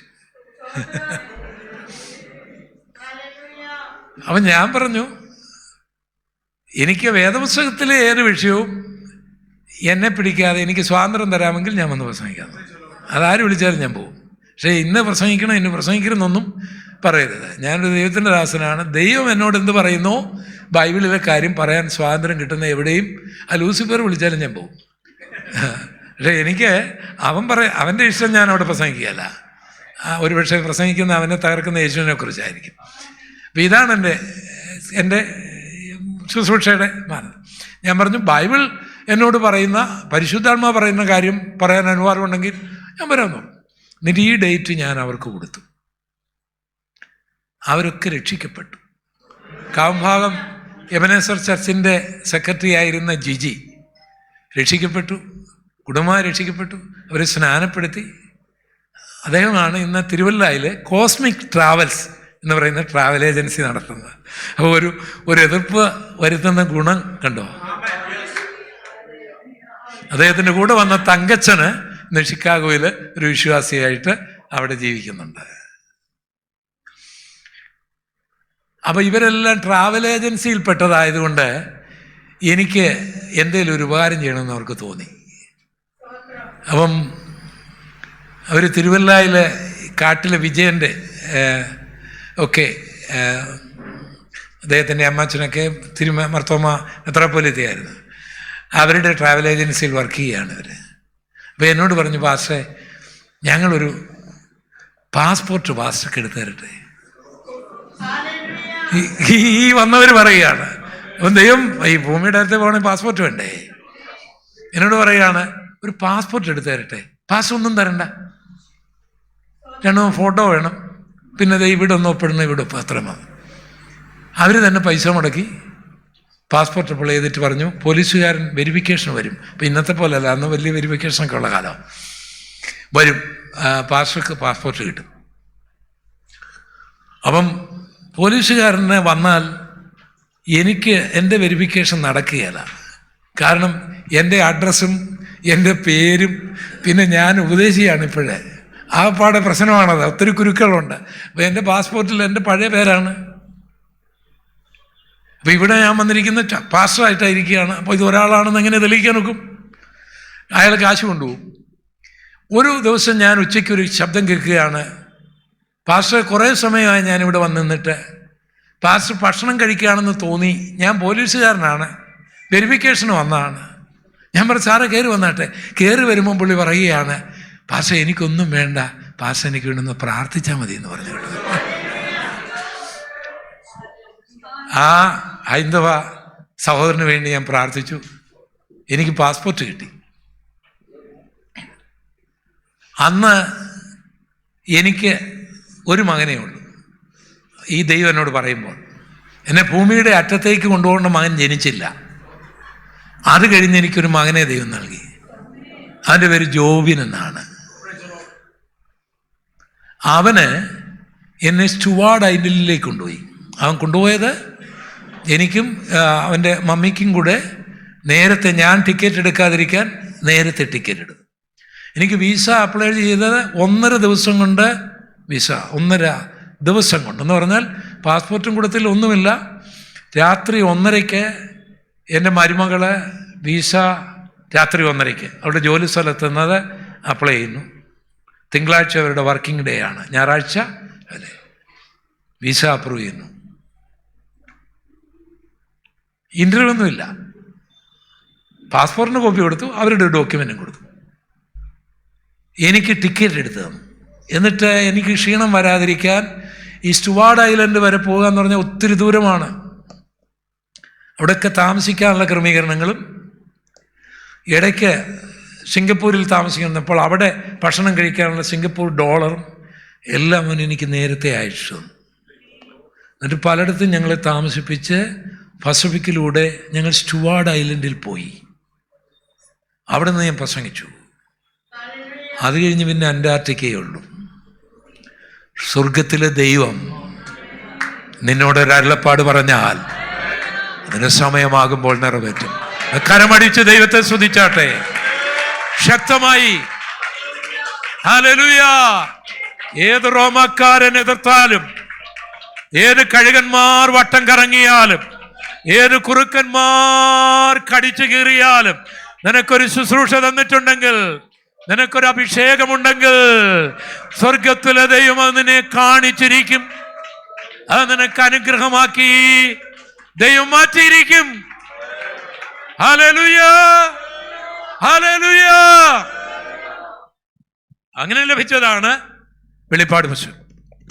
ആ വെളിപ്പാട് പുസ്തകത്തിൽ വാഴ്ത്തപ്പെട്ടവനായ കർത്താവ് പറയുകയാണ്, ഇതാ വേഗം ഞാൻ വരുന്നു.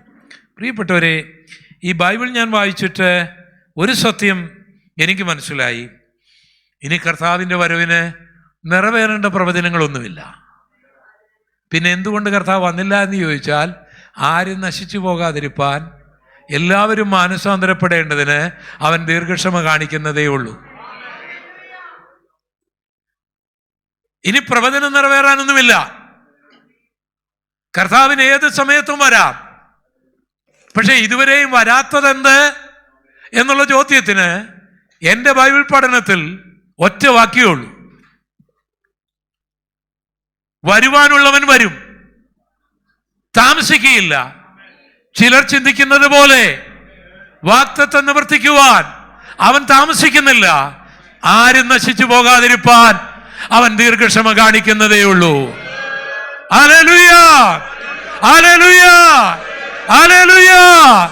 ചിലർ കൂടെ രക്ഷിക്കപ്പെടേണ്ടതായിട്ടുണ്ടാകും, ചിലർ കൂടി സ്നാനപ്പെടേണ്ടതായിട്ടുണ്ടാകും, ചിലർ കൂടി അഭിഷേകം പ്രാപിക്കേണ്ടതായിട്ടുണ്ടാകും, ചിലർ കൂടി വേർപെടേണ്ടതായിട്ടുണ്ടാകും, ചിലർ കൂടി രക്ഷപ്പെടേണ്ടതായിട്ടുണ്ടാകും. അതിനുവേണ്ടി അവൻ ദീർഘക്ഷമയോടെ സ്നേഹത്തോടെ എൻ്റെ മകൾ എപ്പോൾ വരും, എൻ്റെ മകൻ എപ്പോൾ വരും, എപ്പോൾ മാനസാന്തരപ്പെടുമെന്ന് കാണുവാൻ അവൻ ദീർഘക്ഷമയോടെ കാത്തിരിക്കുകയാണ്.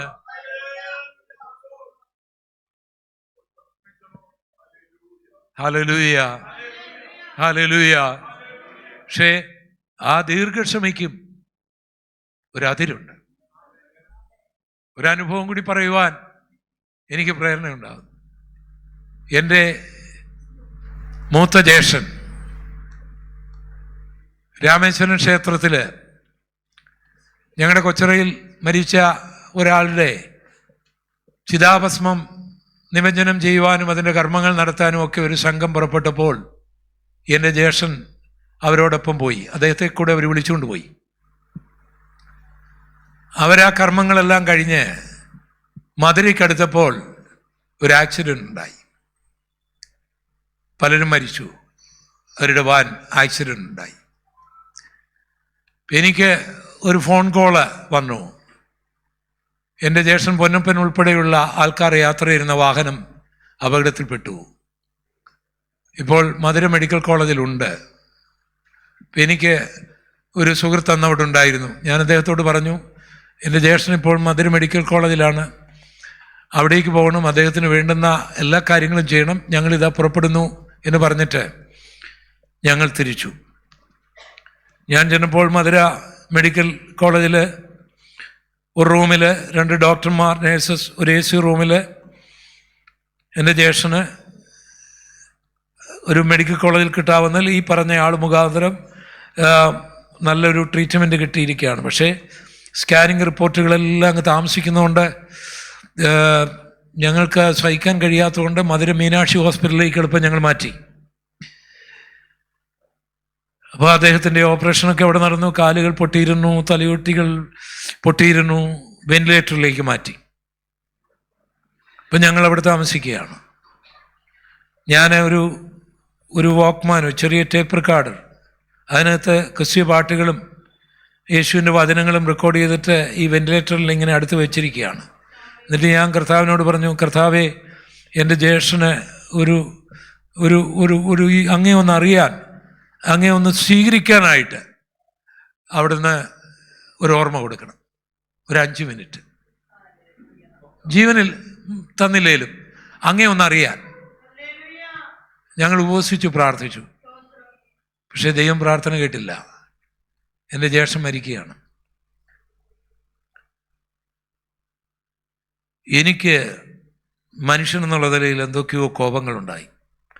ഞാൻ കർത്താവിനോട് പറഞ്ഞു, കർത്താവേ, ഞാൻ എത്രയോ പേർക്ക് വേണ്ടി പ്രാർത്ഥിച്ചു, നീ എത്രയോ പേർക്ക് വേണ്ടി സൗഖ്യമാക്കി. മരണത്തോട് മുഖാമുഖമായി കിടന്നവരെ കണ്ടവരെല്ലാം നീ സൗഖ്യമാക്കിയില്ലേ. ഞാൻ എൻ്റെ ജ്യേഷ്ഠൻ്റെ ഒരു സൗഖ്യമല്ലല്ലോ, ഒരു 5 മിനിറ്റ് ഒരു സുബോധം, അങ്ങേ സ്വീകരിക്കാൻ വേണ്ടി മാത്രം ഒരു സമയം കൊടുക്കണമെന്ന് പറഞ്ഞിട്ട് അങ്ങ് കേട്ടില്ലല്ലോ കർത്താവേ എന്ന് പറഞ്ഞു. അപ്പം കർത്താവ് അന്നേരം എന്നോട് സംസാരിച്ചു. 5 മിനിറ്റോ? നിൻ്റെ ജ്യേഷ്ഠന് ഞാൻ 15 വർഷം കൊടുത്തു. ഞാൻ ആ 15 വർഷത്തെക്കുറിച്ച് ഓർത്തു. 15 വർഷത്തേക്ക് പുറകിലേക്ക് പോയപ്പോൾ ഞാൻ കുഴിക്കാലയിൽ സഭാശുശ്രൂഷകനായിരിക്കുന്ന കാലത്ത് ഒരു ഉറക്കത്തിൽ ഞാനൊരു സ്വപ്നം കാണുകയാണ്. ഞങ്ങളുടെ വീടിൻ്റെ പുറകിലൊരു കുളമാണ്, അതിൻ്റെ ആ സൈഡിലായിട്ട് എൻ്റെ ജ്യേഷ്ഠൻ്റെ വീടാണ്. അപ്പോൾ അവിടെ അതിന് കുറേ ഞാനും ഒരു സുഹൃത്തുമായിട്ട് പോവുകയാണ്. എൻ്റെ കയ്യിലൊരു ടോർച്ചുണ്ട്. അപ്പോൾ ആ വീടിൻ്റെ പുറകിലൊരു ശവക്കുഴി. എന്നിട്ട് ഞാൻ എൻ്റെ സുഹൃത്തിനോട് പറഞ്ഞാണ്, അവിടെയാണ് അടക്കിയിരിക്കുന്നത് എന്ന് പറയുകയും കണ്ണു തുറക്കുകയാണ്. അപ്പോൾ സ്വപ്നമാണെന്ന് മനസ്സിലായതുകൊണ്ട് ഒരു ഭയങ്കര ആശ്വാസം. പക്ഷെ പിന്നെ ഉറക്കം വരുന്നില്ല. അപ്പം വീട്ടിൽ എന്തോ സംഭവിച്ചു എന്നെനിക്ക് പോകുന്നു എന്നുള്ള ഒരു ബോധം എൻ്റെ ഉണ്ടായി. അപ്പം ഞങ്ങൾക്ക് അവിടെ തന്നെ ഒരു 3-3.5 ഏക്കർ സ്ഥലമുണ്ടായിരുന്നു. പക്ഷേ അവിടെങ്ങും ആരെയും അടക്കിയിട്ടില്ല. അങ്ങനെ ഞങ്ങളുടെ വീട്ടിലൊരു മരണവും ആ കാലങ്ങളിലൊന്നും, എൻ്റെ ഓർമ്മകാലങ്ങളിലൊന്നും നടന്നിട്ടുമില്ല. അപ്പോൾ ആദ്യം ഈ സ്വപ്നത്തിൽ മാത്രം കാണുന്ന ശവക്കുഴിയാണ്. അപ്പം ഞാൻ എളുപ്പം അവിടെ നിന്ന് കുഴിക്കാലയിൽ നിന്ന്. അപ്പം വണ്ടിയൊന്നും നമുക്കില്ല. ഞാൻ കോഴഞ്ചേരി വന്നു, കോഴഞ്ചേരിയിൽ നിന്ന് റാന്നി വന്നു, റാന്നിയിൽ നിന്ന് എരുമേലി വന്നു, എരുമേലിയിൽ നിന്ന് 26-ാം മൈലിൽ വന്നു, 26-ാം മൈലിൽ നിന്ന് കൊമളി വന്നു, കൊമളിയിൽ നിന്ന് ഞാൻ കൊച്ചറയിൽ കിട്ടിയ വണ്ടികളെല്ലാം കയറി കൊച്ചറയിൽ ചെന്നപ്പോൾ എൻ്റെ അമ്മയുണ്ട്. അമ്മയെ കണ്ടപ്പോഴൊരു വലിയ ആശ്വാസം. അമ്മ എവിടെയോ പോകാൻ ഒരുങ്ങുകയാണ്, ഭക്ഷണം എന്തൊക്കെ എന്നെ കണ്ടപ്പോൾ ഞാൻ ചോദിച്ചു, അമ്മ എങ്ങോട്ടാണ് ഇപ്പം പോകുന്നത്? എന്നോട് ചോദിച്ചു, മോനെ നീ അറിഞ്ഞില്ലേ? ഞാൻ പറഞ്ഞില്ല, അറിഞ്ഞില്ല. എന്തു പറ്റി? അത് നമ്മുടെ പൊന്നപ്പനൊരു അപകടം ഉണ്ടായി. ഞാൻ പറഞ്ഞു, എന്താണ് അമ്മ പറയുന്നത്? കഴിഞ്ഞ ദിവസം ഒരു ജീപ്പ് ഇടിച്ചു. ആ ഓണർ ഡ്രൈവിങ് പഠിക്കുകയായിരുന്നു. എൻ്റെ ജ്യേഷ്ഠൻ സൈക്കിളിൽ പോവുകയായിരുന്നു. ജീപ്പ് ഇടിച്ചു. ജ്യേഷ്ഠനും സൈക്കിളും ജീപ്പിന് അടിയിലായി. ഇദ്ദേഹത്തിന് ഡ്രൈവിങ് പഠിക്കുന്ന ആളായതുകൊണ്ട് ബ്രേക്ക് ചെയ്യാനൊന്നും കഴിഞ്ഞില്ല. വണ്ടി കുറേ വലിച്ചുകൊണ്ട് പോയി. പുറ്റടി ഗവൺമെൻറ് ഹോസ്പിറ്റലാണെന്ന് പറഞ്ഞു. ഞാനും അമ്മയും കൂടെ ഹോസ്പിറ്റലിൽ ചെന്നു. ഭാഗ്യവശാൽ എൻ്റെ ജ്യേഷ്ഠൻ്റെ ശരീരത്തിലെ ഒത്തിരി തൊലിയെല്ലാം പോയെങ്കിലും ഓർഗൻസിനോ അസ്ഥിക്കോ ഒന്നും കേടുവന്നില്ല. തലമുടി പോലും പറഞ്ഞു പോയെങ്കിലും ഒന്നും കേടുവന്നില്ല. അപ്പോൾ എൻ്റെ ജ്യേഷ്ഠൻ എന്നെ കണ്ടപ്പോൾ സന്തോഷമായി, വേദനയാണെങ്കിലും സന്തോഷമായി. എന്നോട് ചോദിച്ചു, നീ അറിഞ്ഞോ കാര്യങ്ങൾ?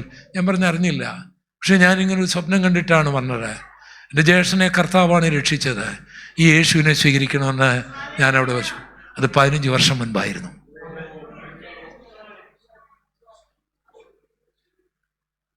ഹല്ലേലൂയ. ആ ജ്യേഷ്ഠൻ്റെ ശവടക്കിൻ്റെ കർമ്മങ്ങൾ ഞങ്ങളുടെ NSS കരയോഗത്തിൻ്റെ നേതാക്കന്മാർ നടത്തുമ്പോൾ ഞാൻ വിറങ്ങലിച്ച് അവിടെ നിൽക്കുകയായിരുന്നു. എന്നാൽ അന്ന് എൻ്റെ ജ്യേഷ്ഠൻ്റെ കൂട്ടുകാരനായിരുന്നു ഞങ്ങളുടെ കരയോഗത്തിൻ്റെ പ്രസിഡന്റ് ശങ്കരൻകുട്ടി. അദ്ദേഹത്തിനൊരു എന്തോ ഒരു ആത്മപ്രേരണ പോലെ എൻ്റെ അടുത്ത് വന്നിട്ട് പറഞ്ഞു, താങ്കൾക്ക് വല്ലതും പറയാനുണ്ടോ എന്ന് ചോദിച്ചു. ഞാൻ പറഞ്ഞു, എനിക്ക് പറയാനുണ്ടെന്ന് പറഞ്ഞു. എനിക്കേ പറയാനുള്ളൂ ഇവിടെ. ഞാൻ 15 മിനിറ്റ് യേശുവിനെ കുറിച്ച് പറഞ്ഞു. ഞാൻ കണ്ടതുപോലുള്ള ആ സ്ഥലത്ത് തന്നെ എൻ്റെ ജ്യേഷ്ഠനെ അടക്കി. ദീർഘക്ഷമയ്ക്കും ഒരു പരിധിയുണ്ട്. അന്ന് 2 പേർ ഒരു കിടക്കയിലായിരിക്കും, ഒരാൾ എടുക്കപ്പെടും, ഒരാൾ തള്ളപ്പെടും. അന്ന് 2 പേർ വയലിലായിരിക്കും, ഒരാൾ എടുക്കപ്പെടും, ഒരാൾ തള്ളപ്പെടും. തള്ളപ്പെടാതിരിക്കാൻ, കർത്താവിൻ്റെ വരവിൽ തള്ളപ്പെടാതിരിപ്പാൻ മാനസാന്തരപ്പെടണം. അവൻ മാനസാന്തരപ്പെടേണ്ടതിന് ദീർഘക്ഷമ കാണിക്കുന്നതേ ഉള്ളൂ. വാഹനം ഓടിക്കുന്നതിൻ്റെ കഴിവുകൊണ്ടല്ല നീ ജീവിക്കുന്നത്. കർത്താവിൻ്റെ ദീർഘക്ഷമയാണ്, കർത്താവിൻ്റെ കരുണയാണ്, കർത്താവിൻ്റെ ദയയാണ്, കർത്താവിൻ്റെ സ്നേഹമാണ്, ഒരാഴമേറിയ മാനസാന്തരമാണ് എനിക്ക് നിങ്ങൾക്കും വേണ്ടത്. എന്തിന്? യേശുവിൻ്റെ വരവിൽ തള്ളപ്പെട്ടു പോകാതിരിപ്പാൻ. എങ്കിലും കർത്താവിൻ്റെ വരവ് നമ്മുടെ തൊട്ടു മുൻപിൽ നിൽക്കുന്നു എന്നതിൻ്റെ അടയാളമായി യേശു തന്നെ പറഞ്ഞിരിക്കുന്ന 1-2 പ്രവചനങ്ങൾ നിങ്ങൾ നോക്കിയേ. മത്തായി 24, ലൂക്കോസ് 21, മർക്കോസ് 13 വീട്ടിൽ ചെന്ന് വായിക്കണം. ഇതിപ്പോഴാരോ പറഞ്ഞ പോലെ നമുക്ക് തോന്നിപ്പോകും, കാരണം അതാണ് നടക്കുന്നത്. ലൂക്കോസ് 21-ന്റെ 10-ഉം 11-ലും യേശു പറഞ്ഞത് കേട്ടോ, തൻ്റെ വരവിൻ്റെ അടയാളമായി. പിന്നെ അവൻ അവരോട് പറഞ്ഞത്, ജാതി ജാതിയോടും രാജ്യം രാജ്യത്തോടും എതിർക്കും. വലിയ ഭൂകമ്പവും ക്ഷാമവും മഹാവ്യാധികളും അവിടെ ഉണ്ടാകും എന്നെല്ലാം കാര്യയോടെ പറഞ്ഞു കർത്താവ്. തൻ്റെ വരവിന് മുൻപ് ജാതി ജാതിയോട് എതിർക്കും, രാജ്യം രാജ്യത്തോട്. നമ്മൾ കാണുന്നില്ലേ? ഇല്ലേ? രാജ്യം രാജ്യത്തോട് എതിർക്കും. റഷ്യയും യുക്രൈനും ഹമാസും ഇസ്രയേലും ലെബനോനും ഇറാനും എല്ലാം നമ്മൾ കാണുന്നില്ലേ? ഭൂകമ്പങ്ങൾ നമ്മൾ കാണുന്നില്ലേ? മഹാവ്യാധി, കോവിഡ് നമ്മൾ കണ്ടില്ലേ? ഇനി എന്തെങ്കിലും കാണാനുണ്ടോ? കർത്താവിൻ്റെ വരവ് അടുത്തില്ലേ? അവൻ വരാതിരിക്കുന്ന പ്രവചനം നിറവേറാതിരുന്നുകൊണ്ടാണോ? നാം മാനസാന്തരപ്പെടേണ്ടതിന് വേണ്ടി മാത്രം. അതേ സുവിശേഷം ലൂക്കോസ് 21-ന്റെ 25 മുതൽ ഒന്ന് നോക്കിയേ. അവിടെ എന്തെല്ലാം കാര്യമോ കർത്താവ് പറയുന്നത്? സൂര്യനിലും ചന്ദ്രനിലും നക്ഷത്രങ്ങളിലും ലക്ഷ്യങ്ങൾ ഉണ്ടാകും.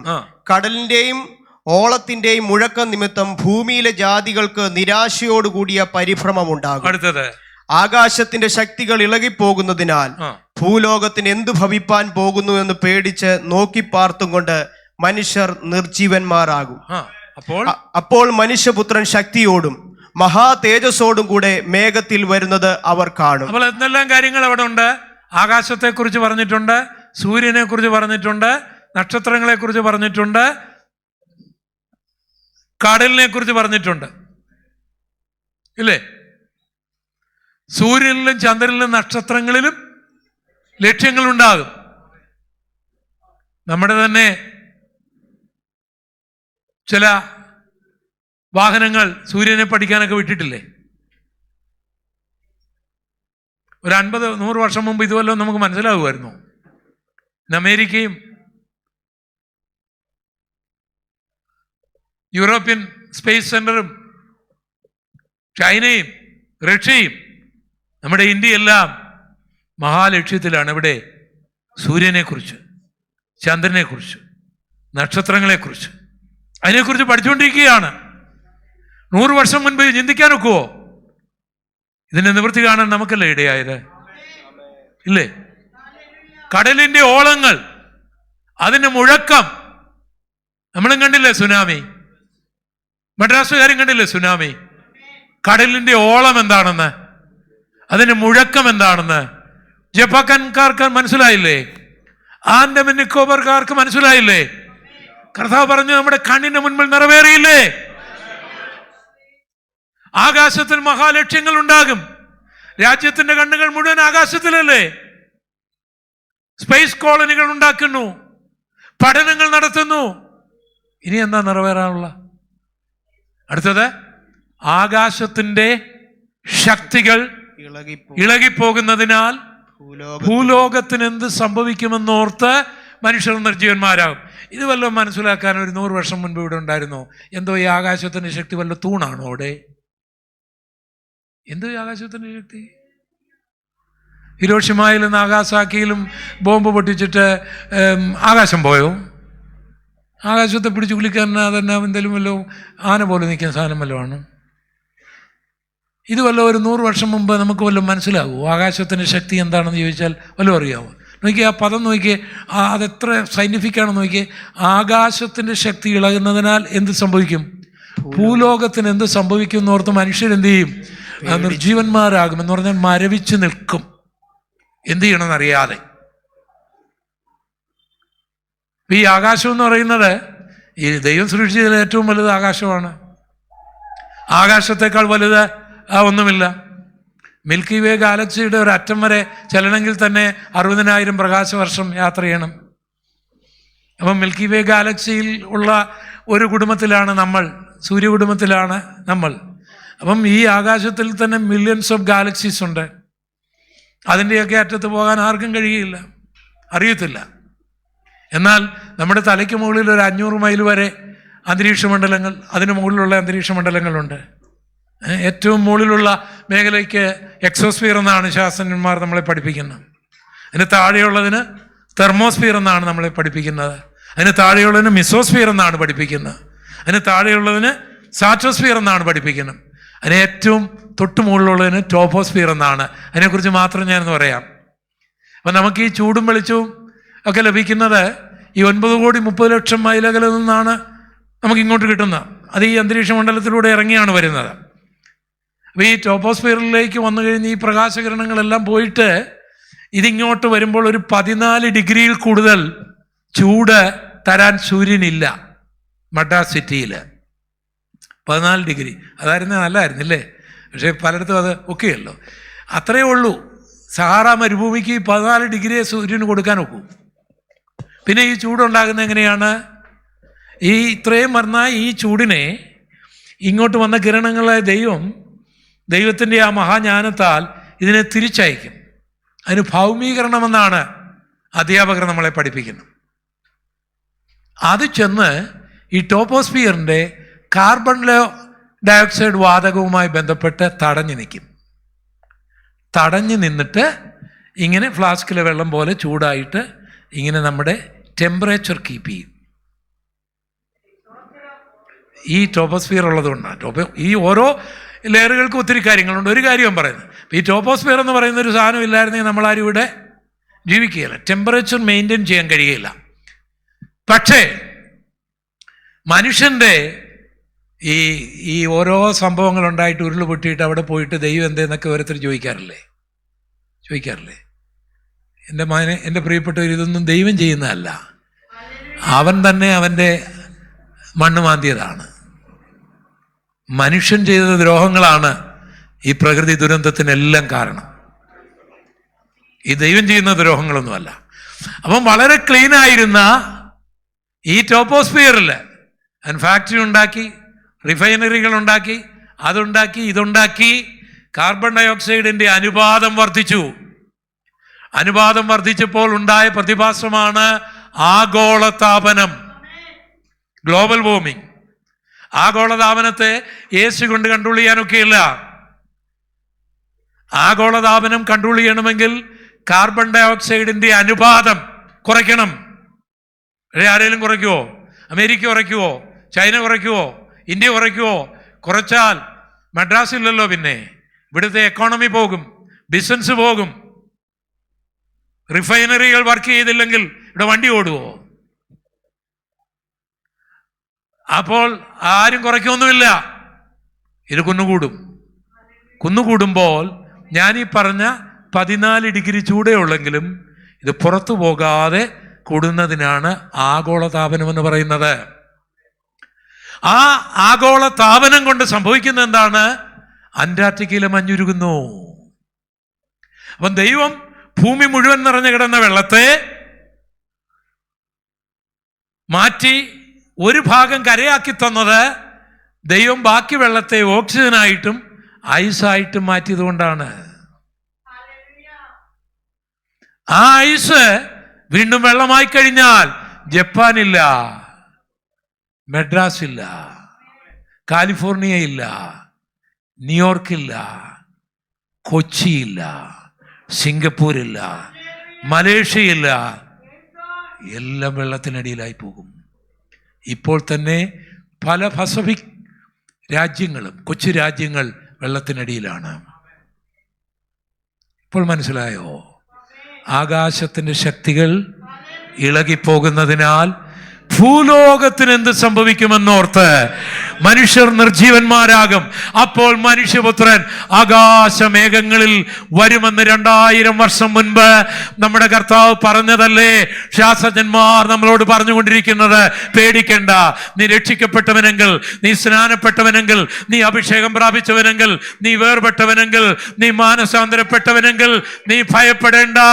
അത് സംഭവിക്കുന്നതിന് മുൻപേ നിന്നെ തൻ്റെ അടുക്കിലേക്ക് കൊണ്ടുപോകുവാൻ അവൻ വരുമെന്നാണ് ഇവിടെ എഴുതിയിരിക്കുന്നത്. അക്കരമടിച്ച് ദൈവത്തെ ഒന്ന് ആരാധിക്കാം. Hallelujah, hallelujah.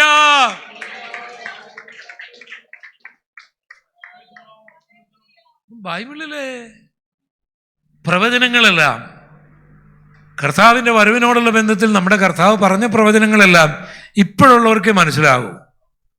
നമ്മുടെ പിതാക്കന്മാർക്ക് പോലും അത് മനസ്സിലാക്കാൻ കഴിഞ്ഞു. കാരണം ശാസ്ത്രം പുരോഗമിച്ചിട്ടില്ല. ബൈബിളിലെ വാക്യങ്ങൾ ഇനിയും നമുക്ക് മനസ്സിലാകണമെങ്കിൽ ശാസ്ത്രം കുറെ കൂടെ പുരോഗമിക്കണം. കാരണം 1000 ശാസ്ത്രജ്ഞന്മാർ 1000 വർഷം പഠിച്ചാലും ബൈബിളിലെ ഒരു വചനം പഠിക്കാനുള്ള ജ്ഞാനം അവനുണ്ടാകുകയില്ല. അവർ ബൈബിളിൻ്റെ മുൻപിൽ ഒരു നേഴ്സറി സ്റ്റുഡൻറ് മാത്രമാണ്. അല്ല, മനസ്സിലായോ എന്താ പറഞ്ഞത്? 1000 ശാസ്ത്രജ്ഞന്മാർ 1000 വർഷം പഠിച്ചാലും ബൈബിളിൽ ഒരു വാക്യം പഠിക്കാനുള്ള ജ്ഞാനം അവനുണ്ടാകുകയില്ല. കാരണം ബൈബിളിൻ്റെ മുൻപിൽ അവൻ ഒരു നേഴ്സറി സ്റ്റുഡൻറ്റിൻ്റെ സ്ഥാനമേ ഉള്ളൂ. അത് ദൈവത്തിൻ്റെ വചനമായതുകൊണ്ടാണ്. നമ്മൾ അതിനേക്കാൾ താണതാണ്.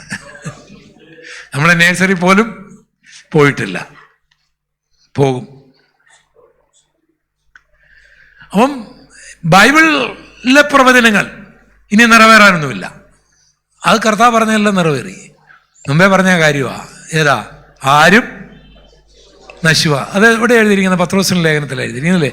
ആരും, 3-ാം അധ്യായത്തിൽ, ആരും നശിച്ചു പോകാതെ എല്ലാവരും മാനസാന്തരപ്പെടേണ്ടതിന് അവൻ ദീർഘക്ഷമ കാണിക്കുന്നേ ഉള്ളൂ. അതിനെക്കുറിച്ച് മനസ്സിലാകാനായിട്ട് യോഹന്നാന്റെ 1-ാം ലേഖനം 2-ാം അധ്യായത്തിന്റെ 28-ാം വാക്യം ഒന്ന് വായിച്ചു നോക്കി. അവൻ പ്രത്യക്ഷനാകുമ്പോൾ നാം അവന്റെ സന്നിധിയിൽ ലജ്ജിച്ചു പോകാതെ കേൾക്കണേ. വായിച്ചേ. അവന്റെ പ്രത്യക്ഷതയിൽ നമുക്ക് ധൈര്യമുണ്ടാകേണ്ടതിന് അവനിൽ വസിപ്പീൻ.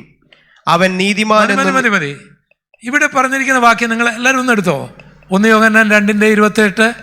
1 യോഹന്നാൻ 2:28 മറക്കാതിരിക്കാനാണ്. കാരണം ഇതൊന്നും ഒരിക്കലും മറക്കരുത്. നിങ്ങൾ മറക്കരുത്.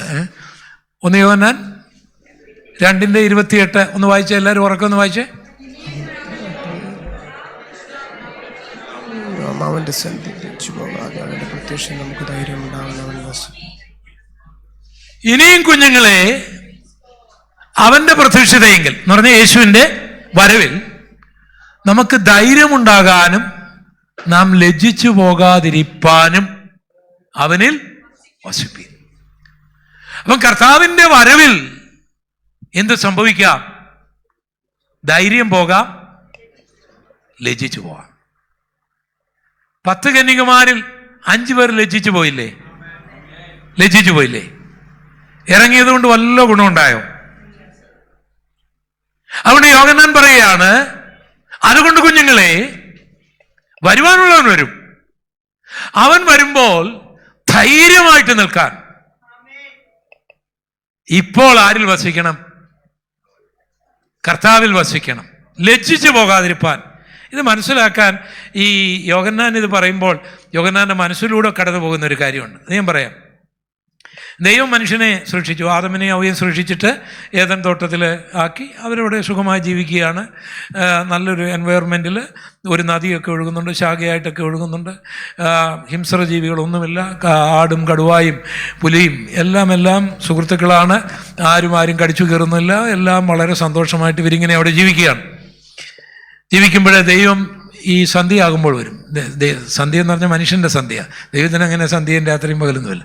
അവൻ ദൈവം സന്ധ്യയായിട്ട് വരും. എൻ്റെ ഭാവനയിൽ ഈ ദൈവം സ്വർഗത്തിൽ നിന്ന് ഈ ആദമിനെയും ഹവ്വയും തൻ്റെ മക്കളെ കാണാനായിട്ട് ഇങ്ങോട്ട് വരുമ്പോഴേ ഗബ്രിയേലും മീകായേലും മറ്റു ദൂതന്മാരെല്ലാം പറയും, എൻ്റെ കർത്താവേ, നീ എങ്ങോട്ട് പോവുക? ഞങ്ങളെ വിട്ടിട്ട്. കർത്താവ് പറയും, ഞാനിപ്പം വരാം എന്ന് പറഞ്ഞിട്ട് കർത്താവ് ഈ ഭൂമിയിലേക്ക് വരും. ഇവിടെ ആദമും ഹവ്വയും ഈ അപ്പച്ചനെ ഇങ്ങനെ കാത്തിരിക്കുകയാണ്. ഇന്നത്തെ ഒരു ദൈവിക കൺസെപ്റ്റ് അല്ല, ഭയമല്ല, അപ്പനും മക്കളുമായിട്ടുള്ള ബന്ധമാണ്. കാത്തിരിക്കുകയാണ്. ഭാര്യയും ഭർത്താവും കൂടെ അപ്പച്ചനെ കാത്തിരിക്കുകയാണ്. ആരെ? യഹോവയായ ദൈവത്തെ കാത്തിരിക്കുകയാണ്. അങ്ങനെ കർത്താവിൻ്റെ കാൽപ്പെരുമാറ്റം അകലെ കേൾക്കുമ്പം തന്നെ ഈ 2 കൂടെ ഓടിച്ചെന്നെ ഭാവനയിൽ കർത്താവിൻ്റെ കരങ്ങളിൽ പിടിച്ചുകൊണ്ട് അവർ ആ യൂഫ്രട്ടീസ് തീരങ്ങളിലൂടെയൊക്കെ അങ്ങ് നടക്കുമ്പോൾ ദൂതന്മാർ കുനിഞ്ഞു നോക്കുമായിരുന്നു. അവിടെ ഒത്തിരി കാര്യങ്ങൾ അവർ ചോദിക്കും. സ്വർഗത്തിൽ എങ്ങനെയാണ്? അതെന്തിനാണ് ആ സിംഹാസനത്തിൻ്റെ ആ ജീവിയുടെ ഒരു മുഖം, കാളയുടെ മുഖം വന്നതിനാണ്, കഴുകൻ്റെ മുഖം വന്നതെന്താണ് എന്നൊക്കെ ഒത്തിരി ഇവരുടെ സംശയങ്ങളെല്ലാം ഇങ്ങനെ ചോദിക്കും. അതെല്ലാം പറഞ്ഞു കഴിയുമ്പോഴത്തേക്ക് കുറേ കഴിയുമ്പോൾ യഹോവ പറയും, മക്കളെ ഞാൻ നാളെ വരാം കേട്ടോ. അപ്പോൾ ഹവ്വ പറയും, അപ്പച്ചാ ഇപ്പം പോരുത്, നാളെ വരാമെന്ന് പറഞ്ഞ് പോവും. അവർക്ക് പിന്നെ വേദനയാകും. പിന്നെ നാളത്തേക്ക് കാത്തിരിക്കുകയാണ്. അപ്പം പോകുന്ന വഴിയിൽ ഈ അപ്പച്ചനൊരു കാര്യം പറഞ്ഞു, മക്കളെ, തോട്ടം കാത്തോണം കേട്ടോ. 2 പേരും തോട്ടം കാത്തോണം എന്ന് പറയുന്നുണ്ട്. അത് എപ്പോഴും പറയാറുണ്ട്. പക്ഷെ അവർക്ക് കാര്യമൊന്നും മനസ്സിലായില്ല. അങ്ങനെ ഒരു ദിവസം യഹോവ തോട്ടത്തിൽ വരുന്നതിന് മുമ്പേ സാത്താൻ തോട്ടത്തിൽ വന്നു. അതിനെക്കുറിച്ച് പൗലോസ് പറയുന്ന, സാത്താൻ ഹവ്വായെ ഉപായത്താൽ ചതിച്ചു എന്നാണ്.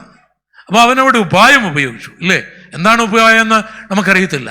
അപ്പം ഞാൻ എൻ്റെ ഒരു ഭാവനയിൽ നിങ്ങൾ പറയാം, സാത്താൻ ഇങ്ങനെ ഓൾ ഓഫ് സഡൻ ഏദൻ തോട്ടത്തിലേക്ക് വന്ന്, അപ്പോൾ അച്ചാനില്ല, ആദാം അവിടെ ഇല്ല, ഹവ്വ മാത്രമേ ഉള്ളൂ. പുള്ളിക്കാരിയെ കണ്ടൊന്ന് ചിരിച്ചു, നല്ല പരിചയത്തോട് ചിരിച്ചിട്ട് ചോദിച്ചു, സിസ്റ്ററെ ഹസ്ബൻഡ് എവിടെ പോയി? മറുപടി പറയുന്നതിന് മുമ്പേ നിങ്ങളുടെ കല്യാണത്തിൻ്റെ കാര്യം പറഞ്ഞു, പക്ഷേ എനിക്കൊന്ന് വരാൻ കഴിഞ്ഞില്ല, ഭയങ്കര ബിസി ആയിരുന്നു. നിങ്ങളുടെ ഹൗസ് വാമിങ്ങിൻ്റെ കാര്യം കേട്ടു, പക്ഷേ അന്നേരം എനിക്ക് വരാൻ കഴിഞ്ഞില്ല, ഭയങ്കര തിരക്കായി പോയി, അതുകൊണ്ടാണ്. അപ്പോൾ പുള്ളിക്കാരി ഇങ്ങനെ അതിച്ചു വെച്ചിരിക്കുക. ഒരുപക്ഷെ ഇനി ആദാമിൻ്റെ ബന്ധത്തിൽപ്പെട്ട വല്ലതും ആണോ, ഒന്നും അറിയത്തില്ലല്ലോ, അങ്ങനെ ചോദിക്കാനൊക്കെ അല്ലോ, ഇത്ര വലിയ ഉപായമല്ലേ, ഇല്ലേ? എന്നിട്ട് അവൻ നോക്കിയിട്ട് പറയുകയാണ്, കണ്ണിന് പ്രശ്നം വല്ലതും ഉണ്ടോ സിസ്റ്ററിന്? ഒന്നുമില്ല. അല്ല, കണ്ണിന് പ്രശ്നമുണ്ട്. എൻ്റെ കണ്ണിനോ? കണ്ണിന് പ്രശ്നമുണ്ട്. ഈ ആണുങ്ങളെ അവിടെ ഇവിടെയൊക്കെ പോയി കഴിക്കും. നിങ്ങളെപ്പോഴും വീട്ടിൽ ഇരിക്കുന്നവരല്ലേ, പഴമൊക്കെ കഴിക്കണം. എന്നാൽ നല്ല നിറമുണ്ടാകും, ബ്ലഡ് ഉണ്ടാകും. അങ്ങനെയൊക്കെ കഴിക്കണം. ഇവിടെയാണ് എന്ന് മാത്രം ഓറഞ്ചുണ്ട്, കിവിയുണ്ട്, എന്താ നിങ്ങൾക്ക് വേണ്ട, ഇതല്ല എന്തിനാ ഇതൊക്കെ കഴിക്കാതിരിക്കുന്ന, എന്താ ഇങ്ങനെ ക്ഷീണിച്ചിരിക്കുന്ന? അപ്പോൾ ഹവ്വായ്ക്ക് തോന്നുകയാണ്, എൻ്റെ ഹസ്ബൻഡ് പോലും ഇതുവരെ ഇത്രയും കാര്യമായിട്ട് ചോദിച്ചിട്ടില്ലല്ലോ, ഇത്രയും കാര്യമായിട്ട് എൻ്റെ വേറെ വോട്ട് ചോദിക്കാൻ കഴിയുന്നില്ലല്ലോ. എന്നിട്ട് ഇവൻ ആലോചിച്ചിട്ട് പറയുകയാണ്, അല്ല സിസ്റ്റർ, ഇപ്പം ഞാൻ പറഞ്ഞിപ്പോൾ ഈ വിറ്റാമിൻ എല്ലാം എയും ബിയും സിയും B12 എല്ലാം ഉള്ള സംഗതിയെല്ലാം ഇവിടെ ഉണ്ടെങ്കിലും ഇപ്പോൾ സിസ്റ്റർ ഇപ്പം ഈ മരത്തേക്കാരാനൊക്കെയല്ലോ. ഇപ്പോൾ ഈ പണ്ടത്തെ പെണ്ണുങ്ങൾ ഇന്നത്തെ പെണ്ണുങ്ങളെ പോലെ മരത്തെ കയറുകയില്ല. അപ്പോൾ എന്നാൽ എല്ലാ വിറ്റാമിനും കൂടെ ഒന്നിച്ചുള്ളത്, കാണാൻ ഭംഗിയുള്ളത്, തിന്മാൻ രുചിയുള്ളത്, ജ്ഞാനം പ്രാപിപ്പാൻ കാമ്യമുള്ള ഒരു വൃക്ഷം ഇവിടെ ഉണ്ട്. ആരോടും പറയാതിരിക്കാമെങ്കിൽ ഞാൻ തരാം. ഒത്തിരി ഒന്നും തിന്നരുത്, ഒരെണ്ണമേ ഞാൻ തരത്തുള്ളൂ. അത് മേടിച്ചു. അത് മേടിച്ചു കഴിഞ്ഞ് ഇവർ രണ്ടുപേരുമായിരുന്നു, വലിയ ജോലി തിരക്കൊന്നും ഇല്ലാതിരുന്നതുകൊണ്ട് രണ്ടുപേരും ഒന്നിച്ചായിരുന്നു കഴിച്ചുകൊണ്ടിരുന്നത്. പക്ഷെ പുതിയ ആൾ വന്നു കഴിഞ്ഞപ്പോൾ ഞാൻ കഴിച്ചിട്ട് അച്ചായൻ കഴിച്ചാൽ മതി എന്നുള്ള നിലയിലേക്ക് വന്നു. അപ്പോൾ അച്ചായനും കൊടുത്തു. ഈ സ്റ്റീവി ജോൺസന്റെ ആപ്പിളിൻ്റെ കഥ പറഞ്ഞ പോലെയല്ലേ, ആപ്പിൾ ഫോണിൻ്റെ കണ്ടില്ലേ, ഒരു ആപ്പിൾ കടിച്ചിരിക്കുന്ന ഒരു അതിനുമായിട്ടൊന്നും ബന്ധമില്ല, എന്നാലും അതിനൊരു ഒരു കഥയൊക്കെ ഉണ്ട്. അപ്പോൾ ഇത് പുള്ളിക്കാരൻ കഴിച്ചു കഴിഞ്ഞപ്പോൾ സംഭവിച്ചത്, അവ പറഞ്ഞു, അച്ഛാ ദേ പോകുന്നു അച്ഛൻ്റെ ഉടുപ്പ്, നിന്റെയും ഉടുപ്പ് പോയി, രണ്ടുപേരുടെ ഉടുപ്പ് പോയി. അപ്പോഴും മുതലാണ് ധൈര്യവും ലജ്ജയും ഉണ്ടാകുന്നത്. നമ്മൾ ആദ്യം വായിച്ചത് എന്താ? നിങ്ങൾക്ക് ധൈര്യം ഉണ്ടാകാനും ലജ്ജിച്ച് പോകാതിരിപ്പാനും. അപ്പം ദൈവം വരാൻ സമയമായി. ഇവര് ആദാം നിന്ന് വിറയ്ക്കാൻ തുടങ്ങി. ഉടുപ്പില്ല, എളുപ്പം പോയി റെഡിമെയ്ഡ് കടയിൽ പോയി മേടിക്കാനൊന്നും സംഗതിയില്ല, ഒക്കെയല്ല, സംഗതി കൊണ്ടുപോയി. അപ്പോഴേ അവ പറഞ്ഞു, അച്ഛാ ഹാപ്പൻഡ് ഈസ് ഹാപ്പൻഡ്, ഇനിയിപ്പോൾ അതിനെക്കുറിച്ച് ചിന്തിച്ചിട്ടൊന്നും കാര്യമില്ല, നീ നിൽക്കുക എന്നുള്ളതാണ്. അപ്പം അച്ഛനൊരു കാര്യം ചെയ്യും, ദേ ആ അത്തി ഉണ്ടല്ലോ, അവിടുന്ന് കയറി കുറച്ച് ഇല പറിച്ചുകൊണ്ട് വരാൻ പറഞ്ഞു. അപ്പം നല്ല വാഴയില പോലുള്ള അത്തി ഇലയാണ്. ആ പറിച്ചുകൊണ്ട് കൊണ്ടുവന്ന് ഈ അവ അച്ഛനും അമ്മാമ്മയ്ക്കും കൂടെ 2 നൈറ്റി ഉണ്ടാക്കി. അപ്പോൾ ഇവർ രണ്ടുപേരും അതിട്ടു. അവിടത്തേക്ക് ഈ അച്ഛൻ ചോദിച്ചെടി, നീ ഭയങ്കര മിടിക്കുകയാണല്ലോ, നിനക്ക് തയ്യലറിയാവുന്ന കാര്യമൊന്നും ഞാൻ അറിഞ്ഞില്ല. അപ്പോൾ ഈ പഴം ചെയ്യുന്ന ഗുണമേ കുറേ കഴിഞ്ഞപ്പോഴേ ഈ നല്ല ഗ്രീനിഷ് അല്ലേ, ഒരു കൂളിങ്ങും ഒക്കെ ഉണ്ട്, നല്ല കളർഫുള്ളാണ്, മാച്ചിങ് ആണ്. പക്ഷേ ഇത് ഉണങ്ങി ചുരുണ്ട് കയറുക. ഇന്നത്തെ പിള്ളേരാണെങ്കിൽ ഒരു സെൽഫി എടുത്ത് ഫേസ്ബുക്കിൽ ഇടുകയും കുറേ ആൾക്കാർ അതിനെ ലൈക്ക് ചെയ്യുകയും ചെയ്തേനും. പക്ഷെ അവർക്ക് കുറെ കൂടെ മാന്യത ഉണ്ടായിരുന്നു. അവർ രണ്ടും ഓടി ഒരു വൃക്ഷത്തിൻ്റെ മറവിൽ നിൽക്കുമ്പോൾ ആരുടെ ശബ്ദം കേട്ടാണ് ഓടിയത്? യഹോവയുടെ കാൽപെരുമാറ്റം കേട്ട് നിൽക്കാൻ കഴിയാതെ ലജ്ജിതരായി ഭയവികലരായിട്ട് ഒരു മരത്തിന്റെ ചുവട്ടിൽ ഒളിച്ചിരിക്കുകയാണ്. തലേ ദിവസം ഓടിച്ചെന്നവർ ഇപ്പോൾ ധൈര്യമില്ലാതെ മറഞ്ഞിരിക്കുകയാണ്.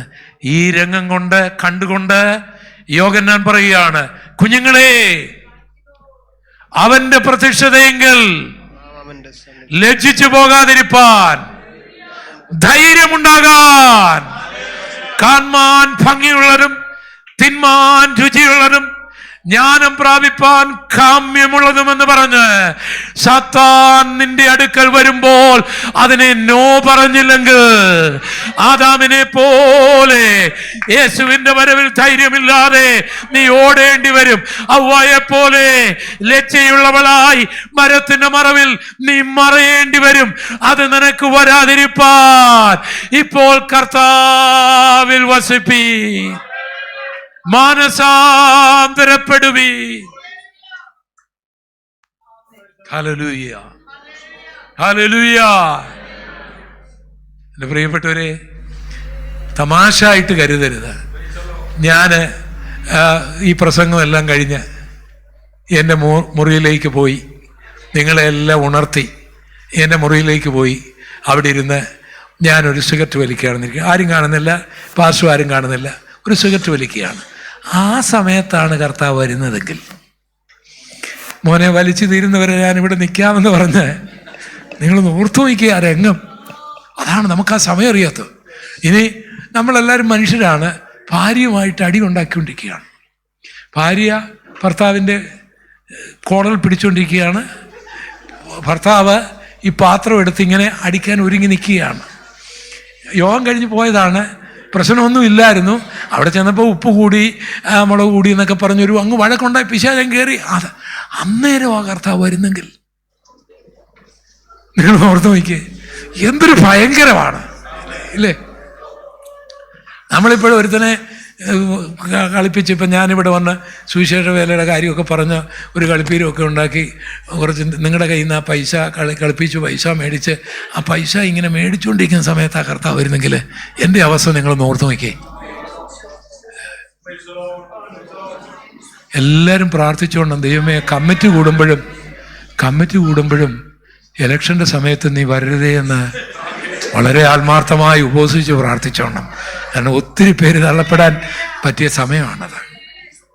ഞാനിത് തമാശ പറയല്ല കേട്ടോ. കുഞ്ഞുങ്ങളെ, അവന്റെ പ്രത്യക്ഷതയെങ്കിൽ ധൈര്യമുണ്ടാകുവാനും ലജ്ജിക്കാതിരിപ്പാനും യേശുവിൽ ഇപ്പോൾ വസിപ്പീൻ. നാളും നാഴികയും അറിയാതിരിക്കയാൽ ഉണർന്നിരിപ്പീൻ.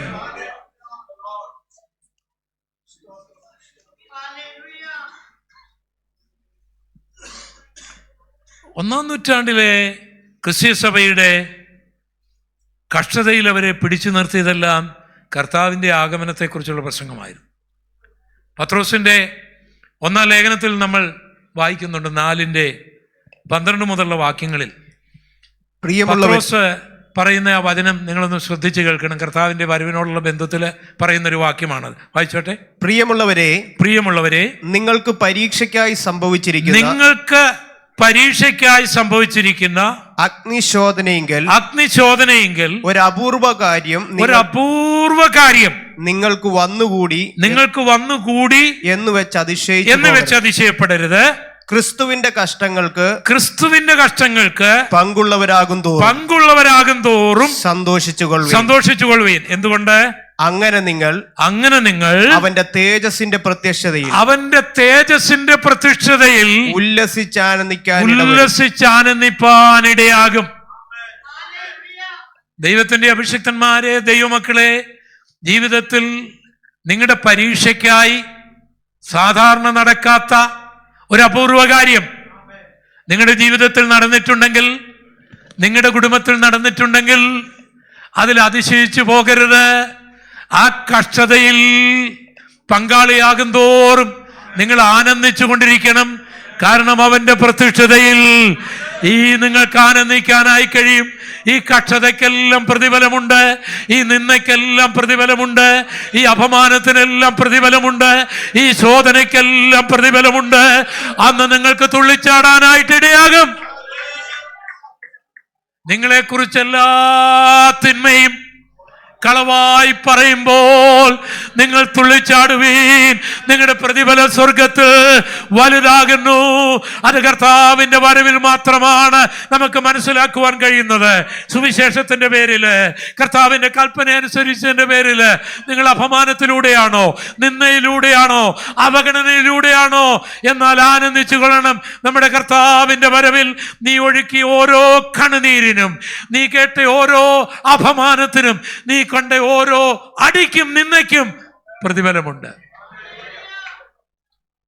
ഒന്നാം നൂറ്റാണ്ടിലെ ഒരു സഭായോഗം ഞാൻ പറയാം, പത്രോസിന്റെ സഭായോഗം.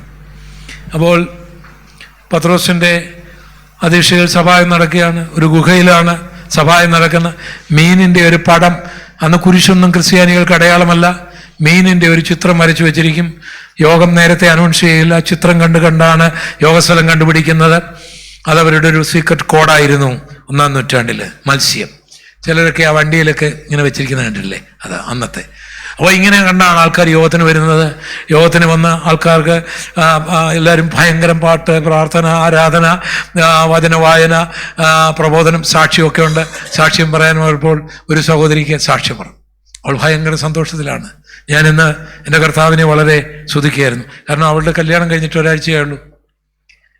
ഒരാഴ്ചയേ ഉള്ളൂ. കഴിഞ്ഞ ആഴ്ച എൻ്റെ കല്യാണമായിരുന്നു. ദൈവത്തിൻ്റെ അഭിഷേകത്തിന് ആ വിവാഹം നടത്തി. ശുശ്രൂഷ വളരെ അനുഗ്രഹമായിരുന്നു. റോമൻ മിലിറ്ററിയിലെ ഒരു ഉദ്യോഗസ്ഥനായിരുന്നു എൻ്റെ ഭർത്താവ്. അതുകൊണ്ട് സാമ്പത്തികമായ പ്രശ്നങ്ങൾ ഒന്നും ഉണ്ടായിരുന്നില്ല. എന്നാൽ കഴിഞ്ഞ വെള്ളിയാഴ്ച എൻ്റെ ഭർത്താവ് ക്രിസ്ത്യാനിയാണെന്ന് മനസ്സിലാക്കി അറസ്റ്റ് ചെയ്തു. അദ്ദേഹത്തിൻ്റെ വിധി ക്രോസ് ന്യായവിസ്താരം നടത്തുന്നത് കഴിഞ്ഞ ശനിയാഴ്ചയായിരുന്നു. അപ്പം കൊലോസ്യത്തിലായിരുന്നു അത് നടത്തിയത്. ഞാൻ പോയിരുന്നു. അപ്പോൾ എൻ്റെ ഭർത്താവിനോട് ചോദിച്ചു, നീ യേശുവിനെ ചക്രവർത്തിയായിട്ട് കർത്താവായിട്ട് അംഗീകരിക്കണോ അതോ റോമൻ ചക്രവർത്തിയെ കർത്താവായിട്ട് അംഗീകരിക്കണോ എന്ന് ചോദിച്ചപ്പോൾ ഞാൻ പ്രാർത്ഥിച്ചുകൊണ്ടിരുന്നു, എൻ്റെ ഭർത്താവ് യേശുവിനെ തള്ളിപ്പറയരുതേ എന്ന് പ്രാർത്ഥിച്ചുകൊണ്ടിരുന്നു. ഞാൻ ആഗ്രഹിച്ച പോലെ തന്നെ എൻ്റെ ഭർത്താവ് എഴുന്നേറ്റ് പറഞ്ഞു, റോമൻ ചക്രവർത്തിയെ ഞാൻ ബഹുമാനിക്കുന്നു, പക്ഷെ യേശുവാണ് എൻ്റെ കർത്താവ്. അതോടുകൂടി തന്നെ കോടതി വധശിക്ഷയ്ക്ക് ഒരുങ്ങി കഴിഞ്ഞു. എങ്കിലും അടുത്ത ചാൻസ് കൊടുത്തു. നിനക്കറിയാമോ, വേറൊരാളെ ലോഡായിട്ട് കർത്താവായിട്ട് നമ്മുടെ സാമ്രാജ്യത്തിൽ, പ്രത്യേകിച്ച് നീ ഇവിടുത്തെ ഒരു പട്ടാളക്കാരനായിരിക്കെ സ്വീകരിച്ചാൽ അവർക്ക് വധശിക്ഷയാണ്, അത് നമ്മൾ കൊടുത്തുകൊണ്ടിരിക്കുന്നതാണെന്നുള്ള കാര്യം നിനക്കറിയാമോ? അറിയാം. നിനക്കൊരു ചാൻസും കൂടെ തരുന്നു. നീ റോമൻ ചക്രവർത്തിയെ നിന്റെ കർത്താവായിട്ട് അംഗീകരിച്ച് നീ പറയുന്ന യേശുവിനെ തള്ളിപ്പറഞ്ഞാൽ നിനക്ക് പ്രമോഷനാണ്. നിന്റെ കല്യാണം എല്ലാം കഴിഞ്ഞല്ലേ ഉള്ളൂ, സുഖമായി ജീവിക്കാം. ഈ സഹോദരി പ്രാർത്ഥിച്ചുകൊണ്ട്, കർത്താവേ, എൻ്റെ ഭർത്താവ് നിന്നെ തള്ളിപ്പറയാൻ ഇടയാകരുതേ. അദ്ദേഹം പറഞ്ഞു, അതേ ഞാൻ ഒന്നുകൂടെ പറയുന്നു, റോമൻ ചക്രവർത്തിയെ ഞാൻ ബഹുമാനിക്കുന്നു, അയാൾ ചക്രവർത്തിയാണ്, പക്ഷെ യേശുവാണ് എൻ്റെ കർത്താവ്. പിന്നെ ഞാൻ കണ്ടത് എൻ്റെ ഭർത്താവിനെ സിംഹങ്ങൾ കടിച്ചു കീറുന്നതാണ്. എനിക്ക് ഇത്ര ധീരനായ ഒരു ഭർത്താവിനെ നൽകിയ ദൈവത്തിന് ഞാൻ നന്ദി പറയുകയാണ് എന്ന് പറഞ്ഞ് അവൾ സാക്ഷ്യം പറഞ്ഞപ്പോൾ പത്രോസ് ചാടി എഴുന്നേറ്റിട്ട് പറയുകയാണ്, മകളെ, നിന്റെ പരീക്ഷയ്ക്കായി ഒരു അപൂർവ കാര്യം നിനക്ക് സംഭവിച്ചു എന്നോർത്ത് നീ ആശ്ചര്യപ്പെടേണ്ട. കർത്താവ് വരുമ്പോൾ നിന്റെ ഭർത്താവിനെ കൊല്ലാൻ ന്യായം വിധിച്ച ചക്രവർത്തി, ന്യായാധിപന്മാർ ഉയർത്തെഴുന്നേൽക്കുകയില്ല, പക്ഷെ നിന്റെ ഭർത്താവ് ഉയർത്തെഴുന്നേൽക്കും, നീയും ഉയർത്തെഴുന്നേൽക്കും. നീയും നിന്റെ ഭർത്താവും കർത്താവിനോടൊപ്പം തുള്ളിച്ചാടി ആനന്ദിക്കുവാനിടയാകും. അക്കാരം അടിച്ചൊന്ന് ദൈവത്തെ സ്തുതിച്ചാട്ടെ. യേശുവിന് വേണ്ടി ഏതെങ്കിലും അപമാനങ്ങളോ ഏതെങ്കിലും നിന്ദകളോ അനുഭവിക്കേണ്ടി വന്നാൽ അത് സ്വീകരിക്കാൻ തയ്യാറായിക്കൊള്ളണം. കാരണം യേശുവിന്റെ വരവിൽ നിങ്ങൾക്ക് ആനന്ദിക്കാനായിട്ട് കഴിയും, ആനന്ദിക്കാനായിട്ട് കഴിയും. യേശുവിന്റെ വരവിൽ എന്താണ് സംഭവിക്കുന്നത്? കർത്താവ് താൻ ഗംഭീരനാദത്തോടും പ്രധാന ദൂതന്റെ ശബ്ദത്തോടും ദൈവത്തിന്റെ കാഹളത്തോടും കൂടെ സ്വർഗത്തിൽ നിന്നിറങ്ങി വരുമ്പോൾ ക്രിസ്തുവിൽ മരിച്ചവർ ഉയർക്കും, ജീവനോടിരിക്കുന്നവർ രൂപാന്തരപ്പെടും. ഒത്തിരി പേര് വരുന്നുണ്ട്, ഒത്തിരി പേര് പോകുന്നുണ്ട്, ഒത്തിരി പേര് വരാമെന്ന് പറഞ്ഞിട്ടുണ്ട്. പക്ഷേ എൻ്റെ യേശു വരുമ്പോൾ സംഭവിക്കുന്നത് പോലെ ആര് വന്നാലും സംഭവിക്കുകയില്ല. ക്രിസ്തുവിൽ മരിച്ചവരെല്ലാം ഉയർത്തെഴുന്നേൽക്കും. കരമടിച്ചൊന്ന് സ്വന്തം ചെയ്താട്ടെ.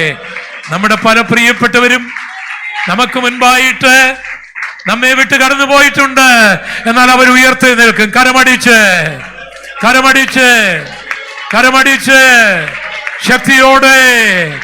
എന്റെ കർത്താവ് ആരെയും കൊന്നിട്ടില്ല, എന്റെ കർത്താവ് ആരെയും കൊല്ലാൻ ഉപദേശിച്ചിട്ടില്ല, എന്നാൽ അവൻ മരിച്ചവരെ ഉയർപ്പിക്കുന്ന കർത്താവാണ്.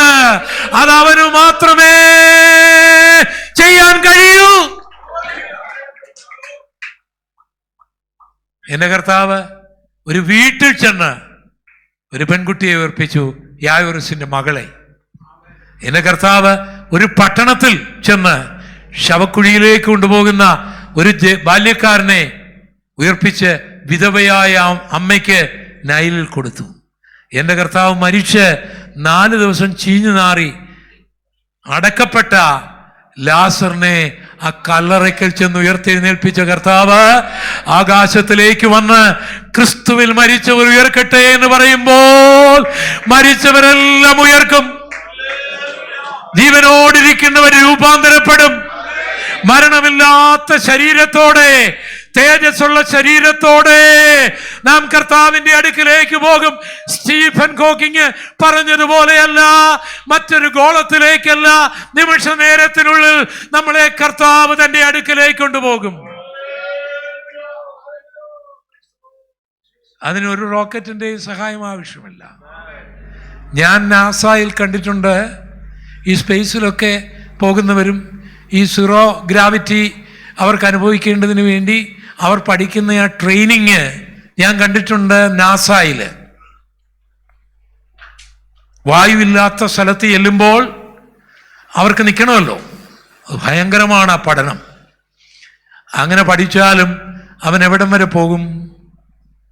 സ്പേസ് കോളനിയിലേക്കോ, ഇന്റർനാഷണൽ കോളനിയിലേക്കോ, ചന്ദ്രനിലേക്കോ 4 ലക്ഷം കിലോമീറ്ററോ അനുഭവത്തുള്ളൂ.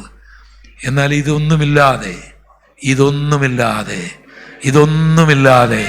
ഇപ്പോൾ ക്രിസ്തുവിലാണെങ്കിൽ, മാനസാന്തരപ്പെട്ടിട്ടുണ്ടെങ്കിൽ, രക്ഷിക്കപ്പെട്ടിട്ടുണ്ടെങ്കിൽ, സ്നാനപ്പെട്ടിട്ടുണ്ടെങ്കിൽ, അഭിഷേകം പ്രാപിച്ചിട്ടുണ്ടെങ്കിൽ, വേർപെട്ടിട്ടുണ്ടെങ്കിൽ, കണ്ണിമയ്ക്കുന്നതിനിടയില് ഈ ട്രോപ്പോസ്ഫിയർ കടന്ന് അയണോസ്ഫിയർ കടന്ന്, നിങ്ങൾക്കറിയാമോ അയണോസ്ഫിയറിലൊക്കെ ഭയങ്കര പരിപാടി നടക്കുകയാണ്. മിസോസ്ഫിയർ എന്ന് പറയുന്നത് ഭയങ്കര തണുപ്പാണ്. തെർമോസ്ഫിയർ എന്ന് പറയുന്നത് ഉരുകിപ്പോകും. നിങ്ങൾക്കറിയത്തില്ലേ കൽപ്പന ചൗള കരിഞ്ഞു പോയത്? അതിനിടയിലൂടെ കരിയാതെ കത്താതെ തന്റെ മക്കൾ കണ്ണിമയ്ക്കുന്നതിനുള്ളിൽ പറന്നു പോകും യേശുവിന്റെ അടുക്കിലേക്ക്. ഇതാർക്ക് ചെയ്യുവാൻ കഴിയും? യേശുവിനല്ലാതെ മറ്റാർക്കെങ്കിലും ചെയ്യുവാൻ കഴിയുമോ? അക്കരമടിച്ചൊന്ന് ദൈവത്തെ സ്തുതിച്ചാട്ടെ. ഹല്ലേലൂയ. ഞാൻ ഈ ദീർഘിപ്പിക്കുന്നില്ല. എനിക്ക് നിങ്ങൾക്ക് വേണ്ടി എല്ലാം ഒന്ന് പ്രാർത്ഥിക്കണമെന്ന് ആഗ്രഹമുണ്ട്. എങ്ങനെയാണ് ഉയർപ്പിക്കുന്നതെന്നുള്ള ഒരു വചനവും കൂടെ നമുക്കൊന്ന് വായിച്ചു നോക്കാം. ഫിലിപ്പിയ ലേഖനം 3:20-21 വാക്യങ്ങൾ. ഫിലിപ്പിയ ലേഖനം 3:20-21 വാക്യങ്ങൾ വായിച്ചേ. എല്ലാവരും എടുത്തോ? ഇല്ലെങ്കിൽ ഞാൻ ആ വാക്യം പറയാം, നിങ്ങളൊന്ന് ചേർന്ന് പറഞ്ഞാൽ മതി. ബ്രദർ വായിച്ച്, നിങ്ങളെല്ലാവരും ഉറച്ചു പറയണം. പറഞ്ഞട്ടെ. നമ്മുടെ പൗരത്വമോ, ശാലം കൂടെ ഉറച്ച്, നമ്മുടെ പൗരത്വമോ സ്വർഗത്തിലാകുന്നു. അടുത്തത്, അവിടെ നിന്ന് കർത്താവായ യേശു ക്രിസ്തു, ഈ മൈക്കില്ലേ ഇത്, രക്ഷിതാവായി വരുമെന്ന് നാം കാത്തിരിക്കുന്നു. അവൻ സകലവും തനിക്ക് കീഴ്പ്പെടുത്തുവാൻ കഴിയുന്ന തന്റെ വ്യാപാര ശക്തിയാൽ നമ്മുടെ താഴ്ചയുള്ള ശരീരത്തെ തന്റെ മഹത്വമുള്ള ശരീരത്തോട് അനുരൂപമായി രൂപാന്തരപ്പെടുത്തും. എന്താണ് അവിടെ എഴുതിയിരിക്കുന്നത്? നമ്മുടെ പൗരത്വം എവിടെയാണ്? ഉറക്കെ പറഞ്ഞോട്ടെ. ഒരുത്തൻ വീണ്ടും ജനിക്കുമ്പോൾ എന്ത് കാണും? അമേരിക്കയിൽ ഒരു കുട്ടി ജനിച്ചാൽ ആരായി മാറും? ഇന്ത്യക്കാരന്റെ കുഞ്ഞാണെങ്കിലും ആഫ്രിക്കക്കാരന്റെ കുഞ്ഞാണെങ്കിലും അവിടെ ജനിച്ചാൽ ആരാകും? അമേരിക്കൻ പൗരനാകും. നമ്മുടെ പൗരത്വം എവിടെയാണ്? സ്വർഗത്തിലാണ്. ആ സ്വർഗീയ പൗരത്വം നമുക്ക് ലഭിക്കുന്നത് എങ്ങനെയാണ്? വീണ്ടും ജനനത്തിലൂടെയാണ്. വീണ്ടും ജനിച്ചവർക്ക് പറയുവാൻ കഴിയും, എന്റെ പൗരത്വം സ്വർഗത്തിലാണ്. ഹല്ലേലൂയ, ഹല്ലേലൂയ. അതുകൊണ്ട് സ്വർഗത്തിലായതുകൊണ്ട് അവിടുന്ന് കർത്താവായ യേശു രക്ഷിതാവായി വരും. എന്തിന്? നമ്മളെ ഉയർപ്പിച്ച് അവൻ്റെ അടുത്തോട്ട് കൊണ്ടുപോകാൻ. ഞാൻ ഇരിക്കുന്നിടത്ത് നിങ്ങളും ഇരിക്കേണ്ടതിന് പിന്നെയും വന്ന് നിങ്ങളെ എൻ്റെ അടുക്കൽ ചേർക്കും. എൻ്റെ ജ്യേഷ്ഠൻ്റെ മകന് മെൽബണിൽ നിന്ന് അവൻ്റെ വീട്ടിൽ ചെന്ന് അവൻ്റെ അച്ഛനെയും അമ്മയും ഓസ്ട്രേലിയയിൽ കൊണ്ടുപോയി. എന്നിട്ട് തിരിച്ചവരെ കൊണ്ടുവിട്ടു വീട്ടിൽ. മകന് അപ്പനോടുള്ള അപ്പനിങ്ങ് പോരെ, കയറി പോരെന്നാ പറഞ്ഞ, അടുത്ത പ്ലെയിനും കയറി പോകാനല്ല, അവന് അവിടെ ചെന്നു. വീട്ടിൽ ചെന്ന് അപ്പനെയും അമ്മയും കൊണ്ടുപോയി അവിടെ താമസിപ്പിച്ചിട്ട് തിരിച്ച് വീട്ടിൽ കൊണ്ടുപോയി വിട്ടിട്ട് അടുത്ത ദിവസം അവൻ മടങ്ങിപ്പോയി അവൻ്റെ ജോലി സ്ഥലത്തേക്ക്. ഇത് സാധാരണ മക്കൾ ചെയ്യുമെങ്കിൽ നമ്മുടെ കർത്താവ് ചെയ്യുന്നതെന്ന് പറയാം, സ്വർഗത്തിൽ നിന്നുകൊണ്ട് ഇങ്ങ് വാടാന്ന് വിളിക്കുകയല്ല, ഇങ്ങ് കയറി വരാൻ വിളിക്കുകയല്ല, നമ്മളെ അവിടെ കൊണ്ടുപോകാൻ അവൻ ഇറങ്ങി വരും. നമ്മുടെ പൗരത്വമോ സ്വർഗത്തിലാകുന്നു. സ്വർഗത്തിൽ നിന്ന് നമ്മുടെ കർത്താവ് വരുവാൻ നമ്മൾ കാത്തിരിക്കുന്നു. അവൻ സകലത്തെയും കീഴടക്കുന്ന തന്റെ വ്യാപാര ശക്തി കൊണ്ട് നമ്മുടെ രോഗമുള്ള ബലഹീനമായ മർത്യമായ ശരീരത്തെ അവന്റെ ശരീരത്തോട് രൂപാന്തരപ്പെടുത്തിയിട്ട് നമ്മളെ സ്വർഗത്തിൽ കൊണ്ടുപോകും. കാരണം നമുക്ക് ഈ ശരീരത്തോട് പോകാനൊക്കെയില്ല, ഈ ഗുരുത്വാകർഷണത്തെ ഭേദിക്കാനൊക്കെയില്ല, ഈ അറ്റ്മോസ്ഫിയറിനെ ഭേദിക്കാനൊക്കെയില്ല. അവിടെ തണുപ്പും ചൂടും അതും ഇതും ഒത്തിരി ഒത്തിരി റേഡിയേഷനും ഒത്തിരി ഒത്തിരി കാര്യങ്ങളുമാണ്. അതുകൊണ്ട് നമ്മുടെ കർത്താവ് എന്ത് ചെയ്യുമെന്നറിയാമോ? അവൻ ഇവിടേക്ക് വന്നിട്ട് തൻ്റെ ശക്തി കൊണ്ട് നമ്മളെ രൂപാന്തരപ്പെടുത്തി ഒരു മിസോസ്ഫിയറിനും തണുപ്പിക്കാൻ കഴിയാത്ത, ഒരു തെർമോസ്ഫിയറിനും ഉരുക്കുവാൻ കഴിയാത്ത, ഒരു അയണോസ്ഫിയറിനും നമ്മളെ നശിപ്പിക്കുവാൻ കഴിയാത്ത ഒരു ശരീരമാക്കി മാറ്റും. എങ്ങനെ? സകലത്തെയും കീഴടക്കുന്ന അവന്റെ ശക്തി കൊണ്ട്. സകലത്തെയും കീഴടക്കുന്ന ശക്തി എന്ന് പറഞ്ഞാൽ എന്താണ്? മന്ത്രവാദിയുടെ ശക്തിയെ കീഴടക്കുന്ന ശക്തി, രോഗശക്തിയെ കീഴടക്കുന്ന ശക്തി, സാത്താന്യ ലോകത്തെ കീഴടക്കുന്ന ശക്തി. അതിന് കീഴ്പ്പെടാത്ത ഒരു ശക്തിയുമില്ല. ഇത് പല ആൾക്കാർക്കും അറിയാത്തതുകൊണ്ടാണ് ആ ഭയം. പല ശക്തിയും പലതിനെ കീഴ്പ്പെടുത്തും. ഒരു കാലത്ത് ഏറ്റവും വലിയ ചിന്ത എന്ന് പറയുന്നത് ഗ്രാവിറ്റി ഫോഴ്സ് ആണ് വലുത്. ഗ്രാവിറ്റി ഫോഴ്സ്, ഗോളങ്ങളെല്ലാം ഗ്രാവിറ്റി ഫോഴ്സിലാണ്. പക്ഷേ ഗ്രാവിറ്റി ഫോഴ്സിനേക്കാൾ വേറൊരു ഫോഴ്സ് ഉണ്ട് എന്ന് പറയേണ്ടി വന്നു ശാസ്ത്രജ്ഞന്. കാരണം പ്രപഞ്ചം വികസിക്കുകയാണ്. ഇതൊന്നും ഞാൻ വിശ്വസിക്കുന്നതല്ല, ഇത് ശാസ്ത്രജ്ഞന്മാർ പറയുന്ന കാര്യമാണ്. പ്രപഞ്ചം വികസിക്കണമെങ്കിൽ വേറൊരു ശക്തി വേണം. എല്ലാം ഓരോന്നൊന്നിന് കീഴ്പ്പെട്ടിരിക്കും. ഒരു ശക്തി വേറൊരു ശക്തിക്ക് കീഴ്പ്പെട്ടിരിക്കും. ഒരു ശക്തി കൊണ്ട് മറ്റൊരു ശക്തി എന്ത് ചെയ്യാം? കൺട്രോൾ ചെയ്യാം.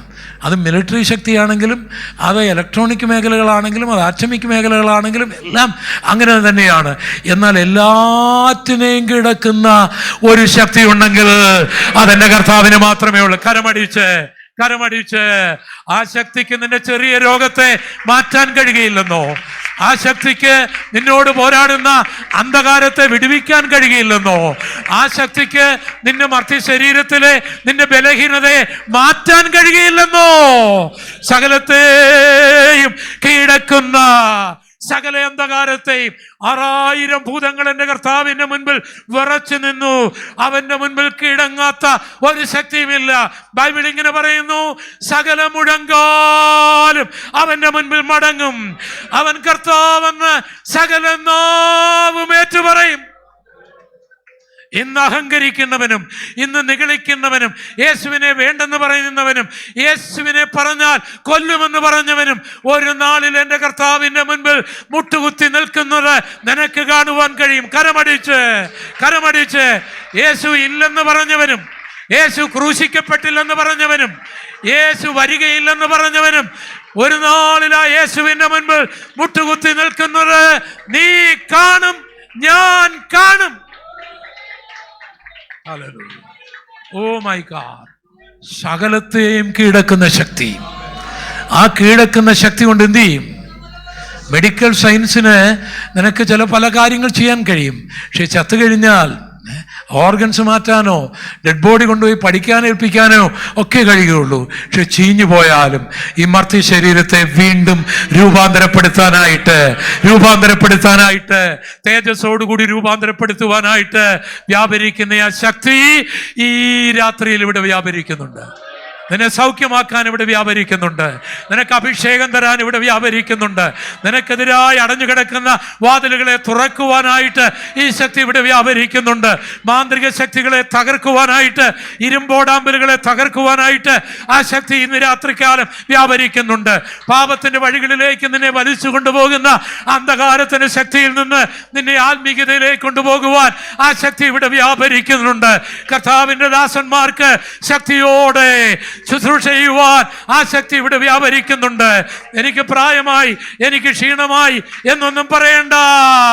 ആഹാബിന്റെ രഥത്തിന് മുൻപേ ഓടുവാനുള്ള ശക്തി, ആഹാബിന്റെ രക്തത്തിന്റെ മുമ്പിൽ ഓടുവാനുള്ള ശക്തി, ആത്മാക്കളെ നേടുവാനുള്ള ശക്തി അതിന്ന് രാത്രിയിൽ ഇവിടെ വ്യാപരിക്കുന്നുണ്ട്. ആ കർത്താവിന്റെ ശക്തി കരമടിച്ച് അത് നിങ്ങളുടെ ശരീരത്തിൽ വ്യാപരിക്കട്ടെ, അത് നിങ്ങളുടെ മനസ്സിൽ വ്യാപരിക്കട്ടെ, അത് നിങ്ങളുടെ ആത്മാവിൽ വ്യാപരിക്കട്ടെ.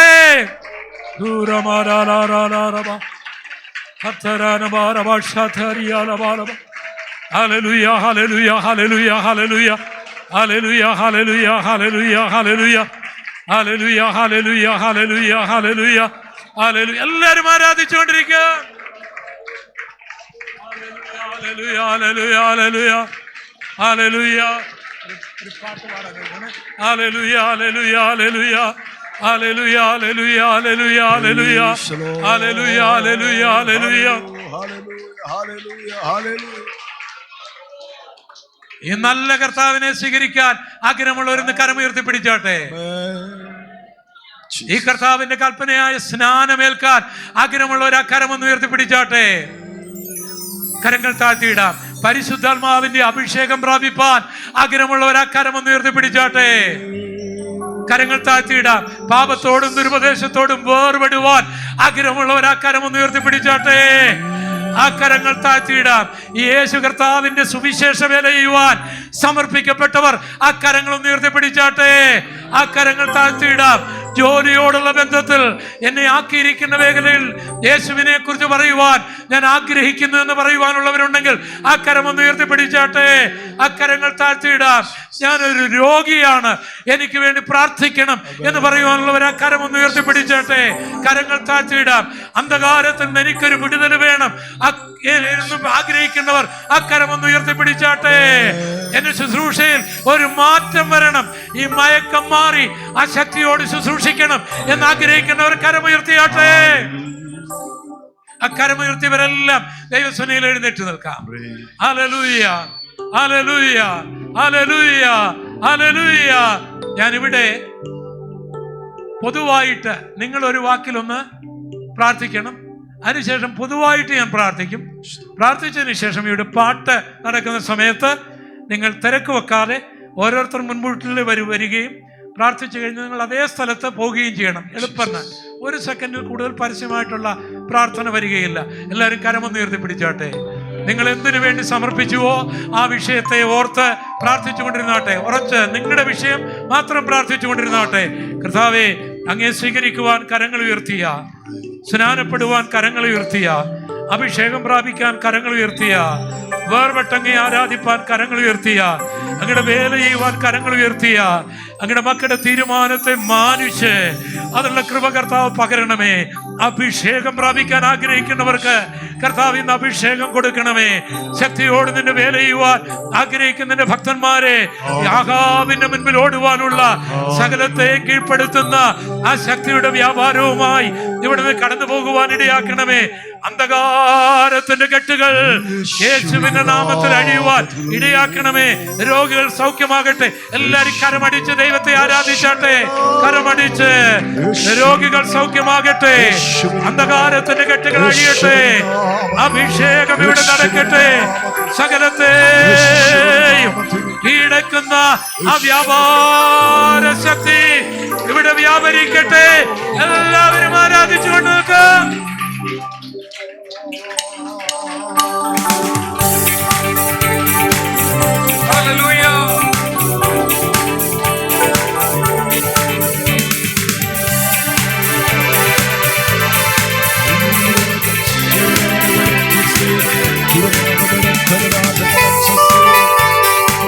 To the Lord,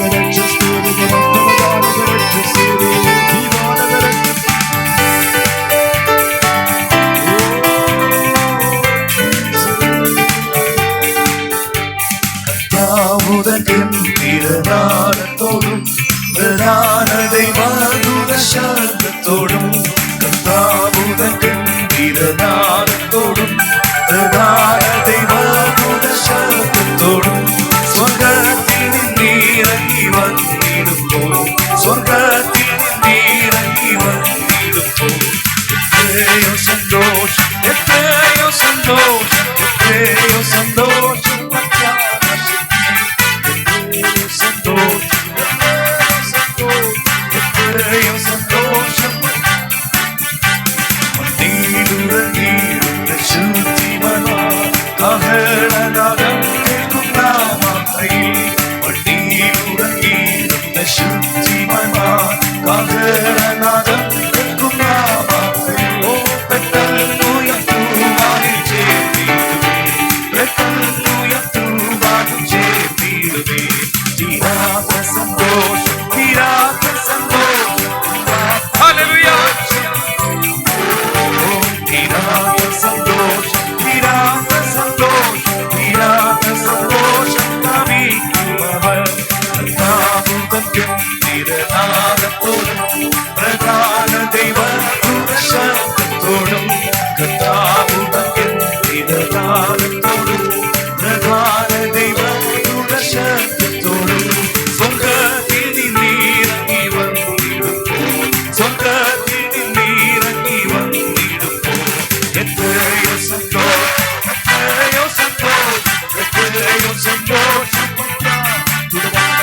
എത്രയോ സന്തോഷം എത്രയോ സന്തോഷം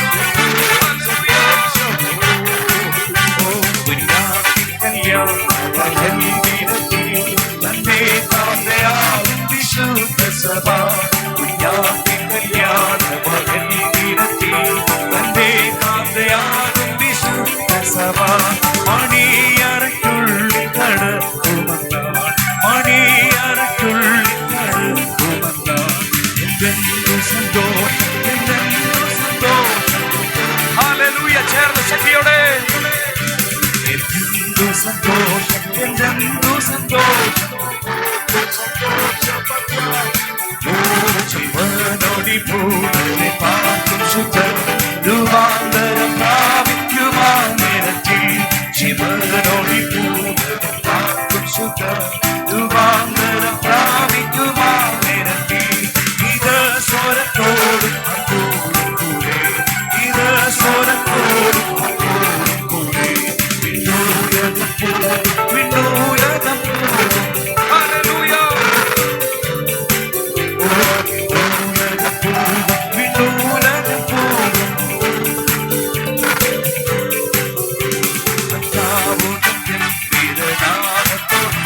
പ്രധാന ദൈവദൂതൻ ഗംഭീരനാദത്തോടും പ്രധാന ദൈവദൂത ശബ്ദത്തോടും ഓ സ്വർഗത്തിൽ നിന്നിറങ്ങി വന്നിടുമ്പോൾ സ്വർഗത്തിൽ നിന്നിറങ്ങി വന്നിടുമ്പോൾ എത്രയോ സന്തോഷം എത്രയോ സന്തോഷം ഓ എത്രയോ സന്തോഷം എത്രയോ സന്തോഷം ഹല്ലേലൂയ ഓ മണ്ണിലുറങ്ങിയിരുന്ന ശുദ്ധിമനാം കാഹളനാദം കേൾക്കുന്ന മാത്രയിൽ മണ്ണിലുറങ്ങിയിരുന്ന ശുദ്ധിമനാം കാഹളനാദം കേൾക്കുന്ന മാത്രയിൽ പെട്ടെന്നുയർത്തുവാനിൽ ചേർന്നിടുവേ പെട്ടെന്നുയർത്തുവാനിൽ ചേർന്നിടുവേ തീരാത്ത സന്തോഷം തീരാത്ത സന്തോഷം തീരാത്ത സന്തോഷം ലഭിക്കുന്നവർ തീരാത്ത സന്തോഷം തീരാത്ത സന്തോഷം ലഭിക്കുന്നവർ കർത്താവുതൻ ഗംഭീരനാദത്തോടും പ്രധാന ദൈവദൂത ശബ്ദത്തോടും ഹല്ലേലൂയ ഹല്ലേലൂയ ഹല്ലേലൂയ പ്രധാന ദൈവദൂത ശബ്ദത്തോടും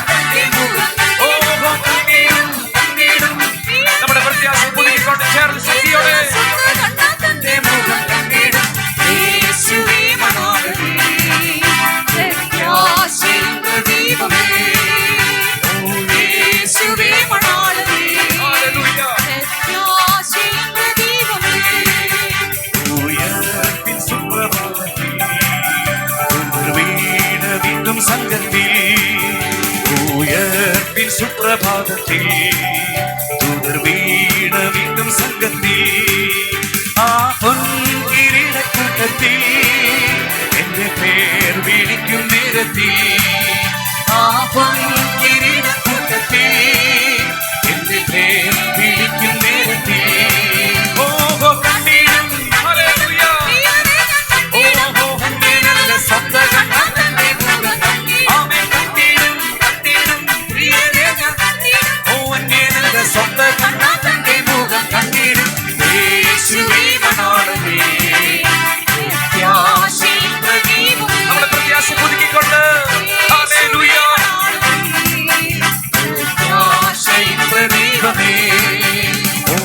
വേഗം പൊങ്ങിക്കാണുന്നേ കൂടാരത്തിൽ ചേരാ വേഗം പൊങ്ങിക്കാണുന്നേ കൂടാരത്തിൽ ചേരാ ആശപാശമാകും കുട്ടികൾ ഉറ്റുമാറുത്തുടിക്കണം ആശപാശമാകും കുട്ടികൾ ഉറ്റുമാറുത്തുടിക്കണം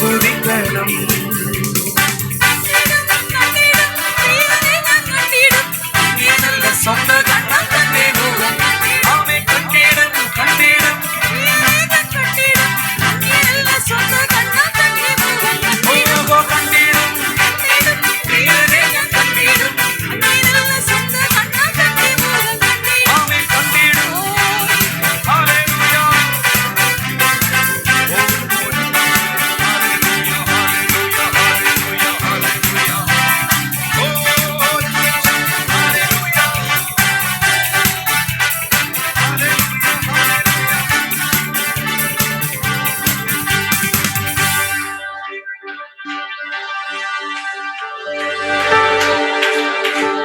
കർത്താവിന് മഹത്വം. പ്രിയമുള്ളവരെ, കഴിഞ്ഞ 50 വർഷം കർത്താവിൻ്റെ വേല ചെയ്യാൻ ദൈവം എനിക്ക് ഭാഗ്യം നൽകി. മരിക്കുന്നതുവരെ ഈ നല്ല കർത്താവിനെ ഉയർത്താൻ എനിക്ക് കൃപ നൽകേണ്ടതിന് നിങ്ങളെല്ലാവരും എനിക്ക് വേണ്ടി പ്രാർത്ഥിക്കുകയും ഈ ദൈവദാസന്മാരെല്ലാം എൻ്റെ തലയിൽ കൈവച്ച് ഇപ്പോൾ പ്രാർത്ഥിക്കുകയും ചെയ്യണമെന്ന് അപേക്ഷിക്കുകയാണ്. കമോൺ ദേവദാസന്മാരെല്ലാം വന്നിട്ട്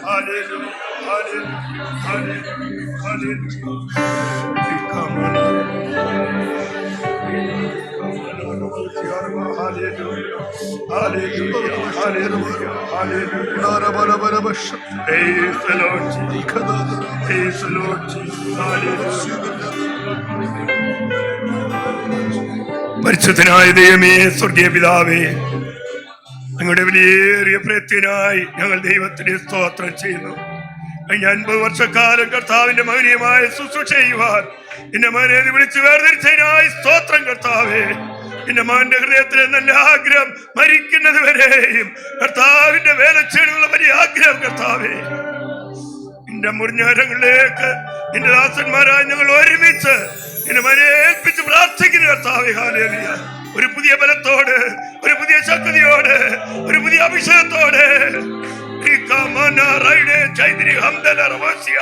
അത്ഭുതങ്ങൾ, അടയാളങ്ങൾ, വീര്യപ്രവർത്തികൾ നടപ്പിക്കുവാൻ ശക്തമായി ഉപയോഗിക്കണമേ എന്ന് പ്രാർത്ഥിക്കുന്നു. പിതാവിന്റെയും പുത്രന്റെയും പരിശുദ്ധാത്മാവിന്റെയും നാമത്തിൽ എന്റെ ദാസന്മാരായി ഞങ്ങൾ ഒരുമിച്ച് അനുഗ്രഹിച്ച് പ്രാർത്ഥിക്കുന്നു കർത്താവേ. അനുഗ്രഹ വിഷയമായി തീരട്ടെ യേശുവിന്റെ നാമത്തിൽ.